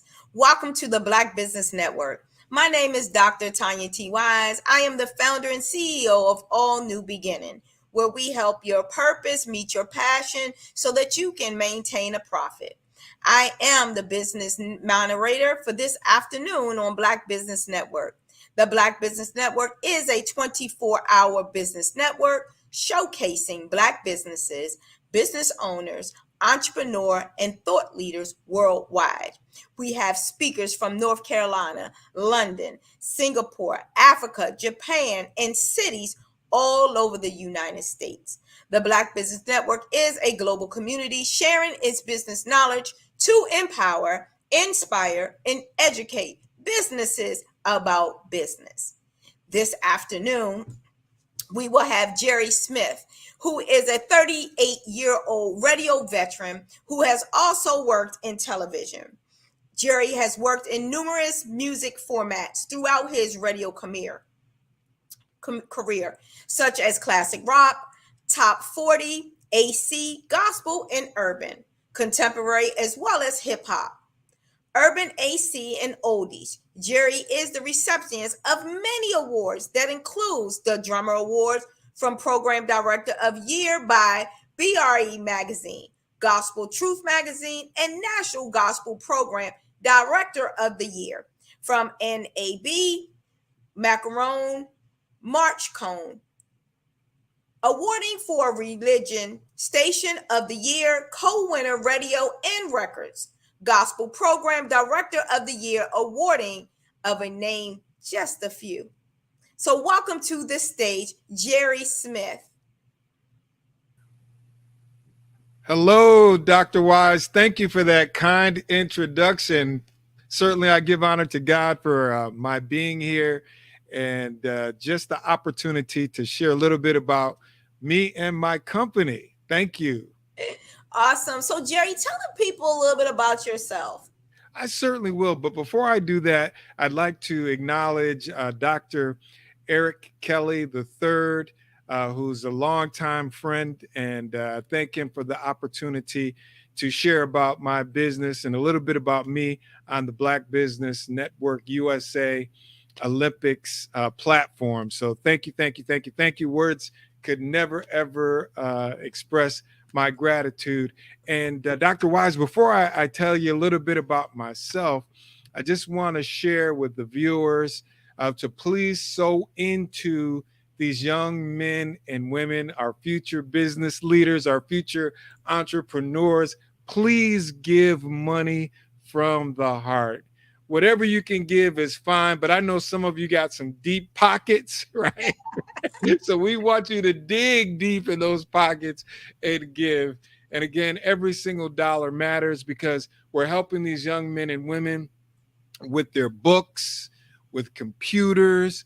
I know a lot of students are on their way back to college right now. I have a niece who is on her way to A&T University. Actually, she moved in this past Saturday, so she's got that Aggie pride. My baby girl who graduated from UNCG, she's a Spartan, is still in school. She's studying to be a pediatrician, and anybody who has children know how expensive it is, but I just view it as sowing into these young men and women and their future. And I don't know about you, but I'm going to share a little bit about me. People sowed into me, and that's why I'm in front of you today. So sowing into our young men and women to help bless them with their future is so important. I believe it's $BBX USA. Is that the Cash App? Help me out, Nick. Yes. So it's $BBX USA. Yep. Okay, I got it right. All right. Got it So right. please, if I can get 10 of you viewing right now to just send some money to that Cash App, $BBX USA. That's the Cash App. All right. And there's other ways to give, but I just need 10 people right now to donate. All right. 10 people right now. But to tell you a little bit about myself, I'm originally from Danbury, Connecticut. I reside in Raleigh, North Carolina. Danbury, Connecticut is in the western part of the state of Connecticut, right on the New York state line, about an hour from New York City. And I was an athlete. I played basketball, played soccer.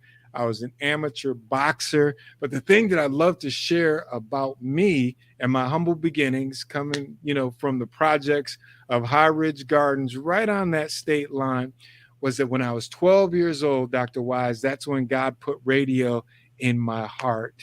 Wow. That's when I knew that I wanted to do radio. And people told me that I couldn't do it, wouldn't do it, didn't have any connections, didn't have the money or anything like that.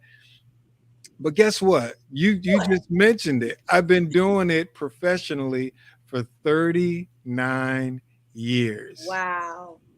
Kid from the hood. And that's what God put in my heart at 12 years old.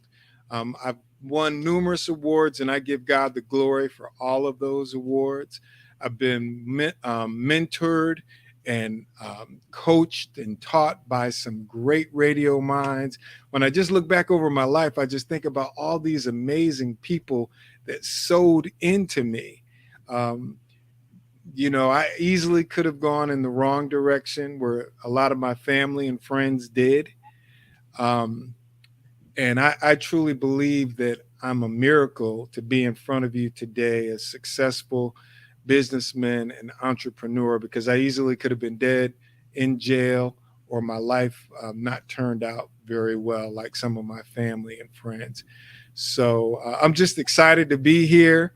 I tell people I'm just a nobody trying to tell everybody about somebody who can save anybody. So that's my story in a nutshell. Hopefully I shared enough that you have an idea of who I am. Well, before I start getting into these questions, the next offering I need to take up for church, I'm going to give you a call. I think that you have mastered that and got it down pat. Okay. Well, thank you. I know we got 10 people to follow you, so we there just you go. know Please, that these laptops are going to be given. Please give. It's in fertile soil. So, Mr. Jerry, you told us a lot about yourself. I'm going to ask some questions in a different way. The first thing is, what service do you really provide? Okay. Well, it's a plethora of things. So JAS Consulting and Entertainment is the name of my company. Little over 3 years old now. And it's mainly in the entertainment field. So one of the things under the umbrella of JAS Consulting and Entertainment is my digital streaming radio station.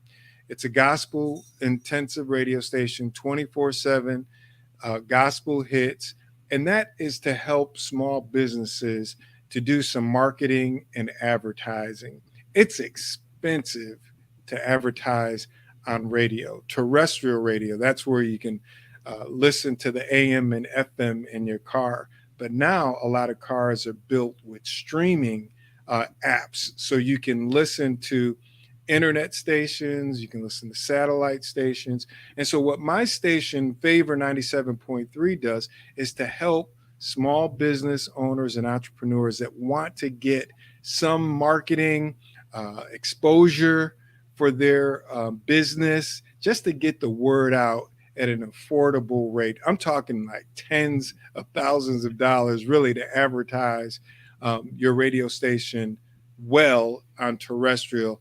And it's just hundreds of dollars really at the bare minimum on my station, because it's more about helping people to get some exposure, get the word out, and help to build their brand.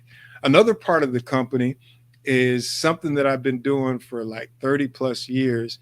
And I didn't charge people, Dr. Wise, at first because it would have been a conflict, but that's consulting artists on the best practices to get radio airplay. It's more to it than just putting something on a CD and sending it to radio.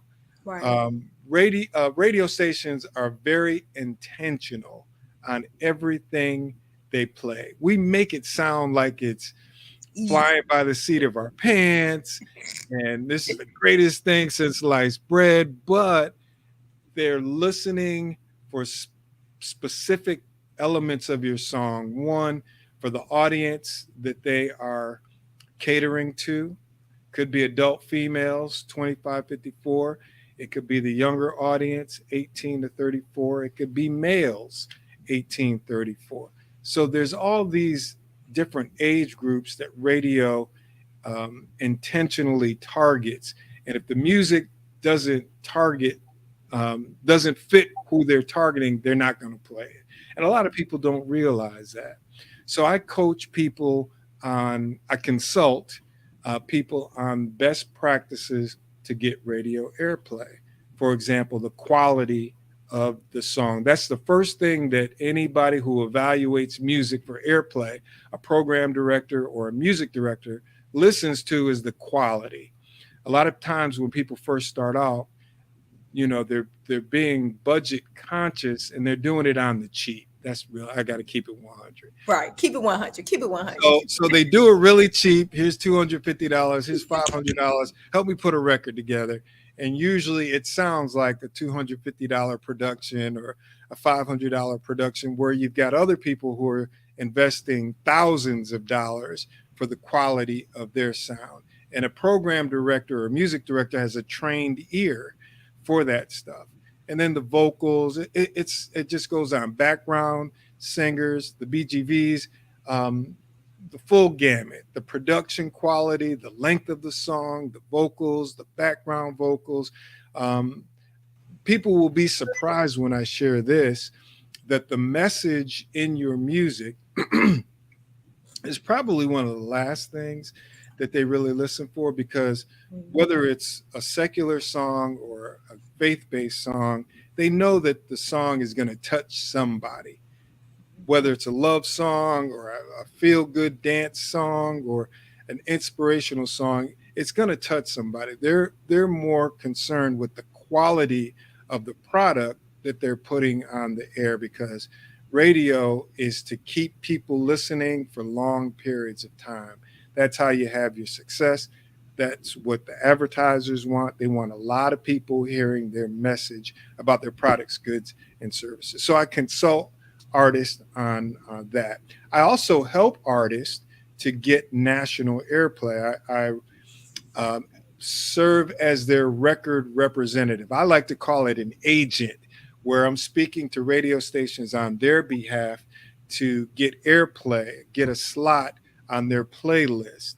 And that's really challenging, because you're competing with hundreds of really thousands of records to get a slot on the radio. Got some good news earlier this week. What's the good news? What's the good news, Jerry? One of my clients reached Billboard's top 30. He came in this week at number 29, Mr. Marcus Jordan, his new single, Dance. He was my first number one on the Billboard Gospel National Airplay chart. Now he's got 2 back-to-back top 30 Billboard songs, and it's at number 29 this week.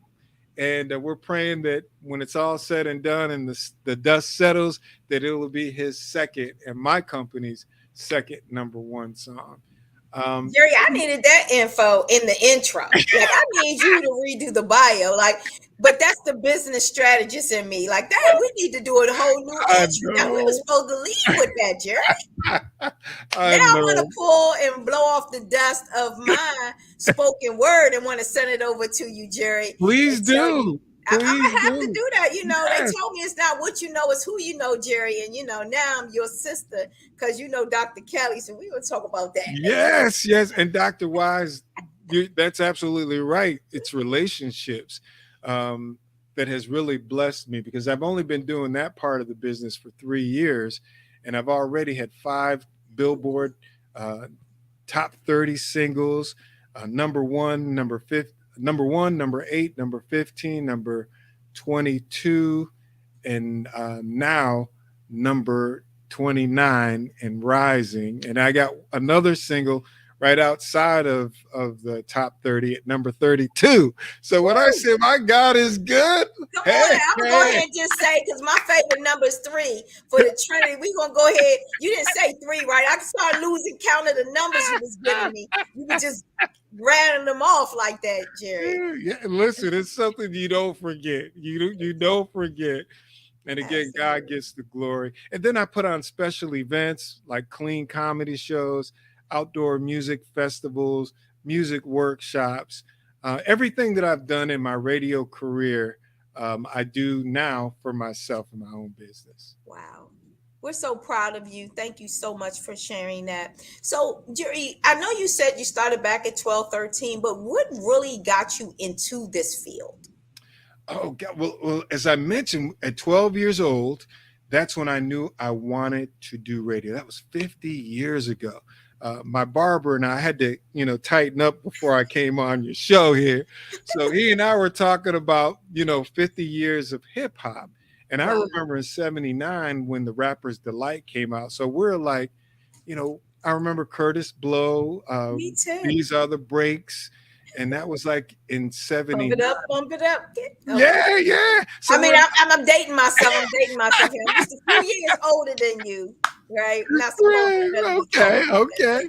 So we're trying to figure out where did 50 come from, because we thought it would have started in 79, but it was actually in 73. New York City. I can't think of the guy's name, gosh. But he introduced the world to the hip hop or rap, and actually it was with Jamaican music, and that kind of started, the rap trend out of, I think, South Bronx, New York. And as I was counting back, I was like 73. That's when I was 12 years. Well, I'm telling my age here, but that's when I know. I think I was supposed to keep that a secret, but that's when God put it on my heart, and I could see it, just like I'm holding my phone here.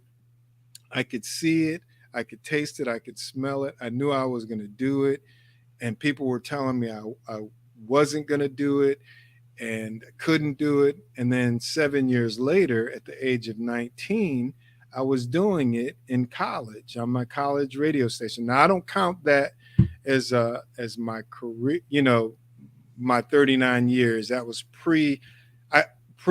before I was getting paid. That was just playing. Okay. So I so you was an intern. You was an intern. Right. But I just knew I wanted to do it. And at the age of 19, WFCS, Central Connecticut State University, college radio, I was DJ Hollywood. Had never been to Hollywood in all my life. Oh my gosh. But that was just, I don't know. I wanted to be Hollywood. I think the first time I went to Hollywood was about 6 or 7 years ago. But see, you were Hollywood in the soul, not necessarily Hollywood. The right.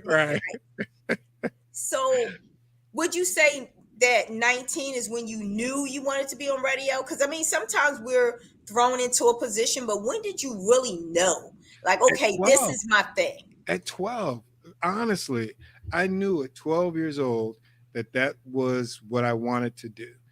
When I was in college at 19, and I started doing it, I was like, this is it. And at first it was a play toy.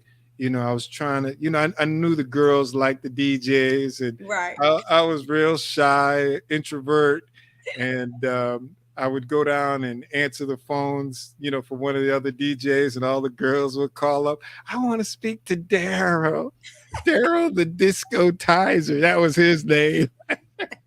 And I was like, wow, all these ladies want to talk to the DJ.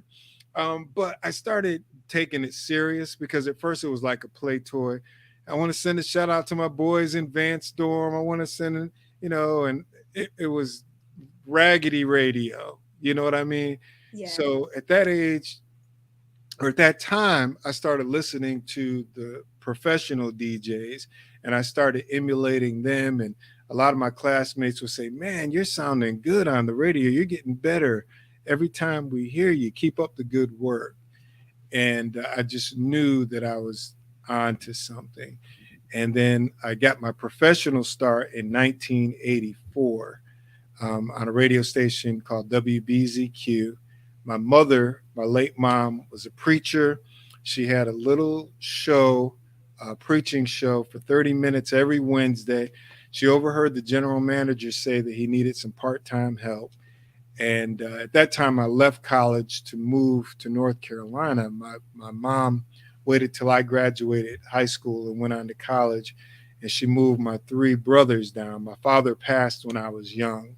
I was 9 years old. He was 29 going on 30. So he died about a week before his 30th birthday. And my mom, single parent, raising 4 boys by herself. She felt it would be easier to raise them from where she was from, which is North Carolina. And my dad was from North Carolina. They both moved to Connecticut in their late teens, early 20s. They met up there, didn't know each other in North Carolina, fell in love, got married. But we always had North Carolina ties. And so there were some colleges looking at me for soccer. to play soccer.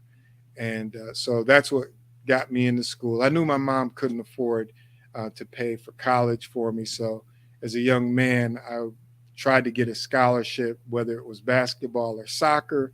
It turned out to be soccer to take that burden off of her. But financially, she needed some help. So I left college after a few years and moved to North Carolina to help her. And she overheard the general manager of the station say he needed some part-time help. She said, my son did it, in college. And she said, playing the blues. She didn't say hip. She didn't say rap music, R&B, disco. She said playing the blues. So he said, well, send him down. I'd like to talk to him. I went down, met him, talked to him. That was in August of '84. And I've been doing it ever since. Wow, Jerry. Mr. McManus, Jim McManus, he's a blessing. He was going to fire me after 2 weeks because I was not doing it the way they trained me. He sat me down and told me basically you can do it our way or it's the highway. And I said, I'll do it your way, sir. I had no bass in my voice because I knew I was doing wrong. All the bass just went to the bottom of my feet. And so I followed his instructions. He said, we're teaching you to be a professional broadcaster. Everything that we are teaching you and telling you to do to execute this format is for our listeners and our advertisers, and we need you to execute it. And so I've never been able to break a format ever since, and they kicked me out a year and a half later. They told me I outgrew them. I was making minimum wage, $2 and change. And he said, you are going to make a lot of money. You can do a lot better than we're doing. We encourage you to leave. And I was young. I was like, are they just trying to get rid of me? Does he really see something in me? And everything that he spoke to me came to fruition, every single thing. And I look back and that's why I share with young men and women, you may not see it, but other people can see it in you. And you've got to trust and believe. Lean not into your own understanding, but trust in the Lord. Acknowledge him in all your ways. He will direct your path. And he will help you to get to whatever it is that he has destined for your life and whatever your purpose is. For sure. So, Jerry, I keep hearing you reference young men and women. Are you saying I'm too old to get in radio? Where do one start? You can start at any time. The reason I reference young men and women because it's a soft point with me because of the obstacles that I overcame, because of the negative. I like to talk seeds of success, whereas there were seeds of failure sown in me as well. And I just know what I didn't always tell my story. My father was an alcoholic. There was domestic violence in my home. Uncles that were drug dealers, pimps, pushers, rapists, uncles teaching me and my cousins and family how to hustle. But I chose to go the straight and narrow. Some of my siblings and other family members decided to do the hustle route. And I see how their lives turned out. And so God said, listen, I need you to share your story. Because there are some young men out there and young women who I've got great things planned for their life. But just like you, they're being told they can't do this. They're being told they'll never be a doctor. They'll never be a lawyer. They'll never be a teacher, an architect, a scientist, an entrepreneur. But look what I did for you. So I need you to humble yourself and to share your story. And when I talk to young men and women in particular, and I share this with them just to see that look in their eyes. I had some kids who start crying and they hug me and they're like, you get it. You get it. I would like, for example, a young lady told me she was 12 years old. And I said, well, what do you want to be when you grow up? And she said, a lawyer. And I said, well, what's your last name? I can't remember her first name, but she said Jones. And I said, well, Attorney Jones, it is a pleasure to meet you. And I shook her hand and tears started streaming down her eyes. She gave me the biggest hug, like one of those daddy's home, daddy's home, daddy's home hugs. And she was like, you get it. You can see it too. And man, so that's why I want to encourage young men and women that whatever God put on your heart, it's already done. People may not see it because God didn't put it in their heart. God didn't give them that dream, that vision, that desire. So you can't let them discourage you. They're going to try to tell you can't do this, you can't do that. But you know in your heart, like I told you, I could feel it, taste it, smell it. I knew I was going to be doing radio. So it never came as a surprise. It never came as something that I thought I couldn't do. I knew I was going to do it. So I just want to sow that seed into the young men and women. That's why I need you to donate right now. I need 10 more people to do the Cash App, $ BBXUSA right now, and make a donation to sow into these young minds, these young men, these women, our future leaders, our entrepreneurs, people that are going to make us real proud. They need your help right now. So please, 10 people right now, so. You're sowing in the fertile soil. Yes. So my next question, because you talk a lot about inspiring others, so it must be someone in your life that really inspired you. Who helped you get to where you are now, Jerry? You know, when I was young, I think about the people that helped my mom, raising 4 boys, all by herself, trying to keep food on the table, a roof over our head. I can't really, there's only a few people that I can remember their last names. The Lucas family. They would give my mom money. They would give her food to help us. My mother was a very community-oriented people, and the stuff that we outgrew, she would either give to our relatives or less fortunate families. So I come from a family of giving, but also just people that blessed us while growing up. And like I said, there were some people that sowed into me. I'll never forget this young man. He was a college student. I was at a summer camp. His name was Kelly. And Kelly passed away at a young age with a bicycle accident. And at this camp, the summer camp, they would send us out to the suburbs. It was Canterbury School, which was a private school. And they would take these inner city kids for 2 weeks and send us up to this to these suburbs with these rich folks. And Kelly would say to me, he was like, man, you could be anything you want to be. You can do anything you want to do.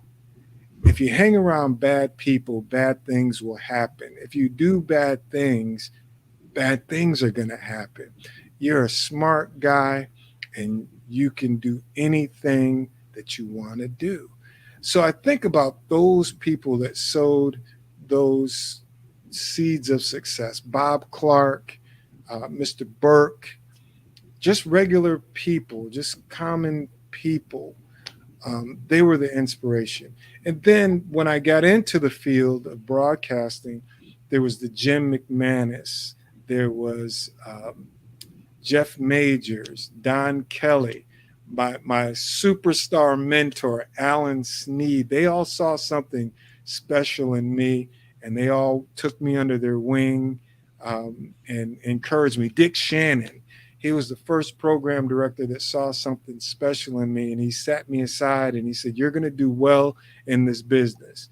He said, when you leave, you want to leave with your integrity intact. You don't want anybody to say that they had you in their pocket. So you got to do things the right way, because your name is what you have when this is all settled and done and all over. I didn't know at the time that Dick Shannon was this amazing big time radio programmer. I just thought he was crazy. You know, I was like, what does this guy see in me? He called me in his office to give me a promotion, and And he had this conversation with me, just like Mr. McManus did at my job prior to that. And everything that Dick Shannon said came to John Stevens, another one. So I had a lot of folks that sowed these just powerful seeds of success. And so everything that I do and I say in regards to the young kids and to inspire them is to pay it forward for all these people that sowed into me. They live in me, all of them. And I want them to live in others, even though these people that I try to encourage, they may not know it, but it's John Stevens, it's Dick Shannon, and so on and so forth, sowing into them to help them, their legacy to live on. Closing, I wanted to ask you one more question. Hopefully we can get this question. It's got to be a short answer. Okay, I'm terrible at short stuff, but I'll keep it short and sweet. What would you say is,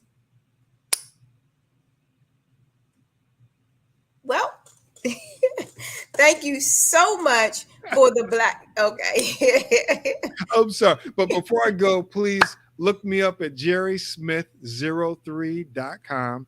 jerrysmith03.com. That's my website, and all the information about me, my products, goods, and services. And also, please, again, make a donation to the young men and women. That's why I'm here, not so much to talk about me and my business, but to encourage you to sow into these young men and women. Again, BBX USA. Yes, $BBX USA. $BBX USA. And thank you, Dr. Wise. It's been a pleasure talking to you. I look forward to getting your spoken word and just being blessed. Remember, I'm going to send it. I heard that's how you get in Hollywood. You just send it. So thank you so much. Genius is coming, and I'll see you on the other side. Thank you. God bless you. Did you know that approximately 333.34 million businesses exist today, according to a report from 2021? And you may be one of those businesses, or maybe you're not in the business market yet, but you're aspiring to be a business owner. Well, guess what? You're in the right place at the right time. Because let's face it, everything is about timing and opportunity. Hi, my name is Dr. Lotus Richey, and I'm the CEO and founder of the Lotus Richey Coaching and Consulting LLC, along with the Lotus Richey Ignite Show. 15 minutes of success with Dr. Lotus Richey, as well as books to boom your business and bring who you are. And today, I want to bring this amazing message to you about the Black Business Network and the Black Business Olympics. See, the Black Business Network and the Black Business Olympics is designed to help people just like you, that's right, that look like me, to take their business to the next level. Not just in your front yard or your backyard, but globally. The Black Business Network and Black Business Olympics is designed not to just help you survive, but to help you thrive. So join us today as we come together with businesses all around the world to support our students, our children, our young teens, our young entrepreneurs. What we do is we come together to help raise funds for students who are aspiring to be business entrepreneurs, who are aspiring and who are thriving in college. We endow them with a wonderful opportunity to gain scholarship of either a laptop or several thousands of dollars. And we invite you to help be a contributor to this amazing opportunity to help someone that looks just like you. So join us today at our website and let us connect with you and help you ignite and take flight in every area of your life on the Black Business Network and the Black Business Olympics. I'll see you on the other side.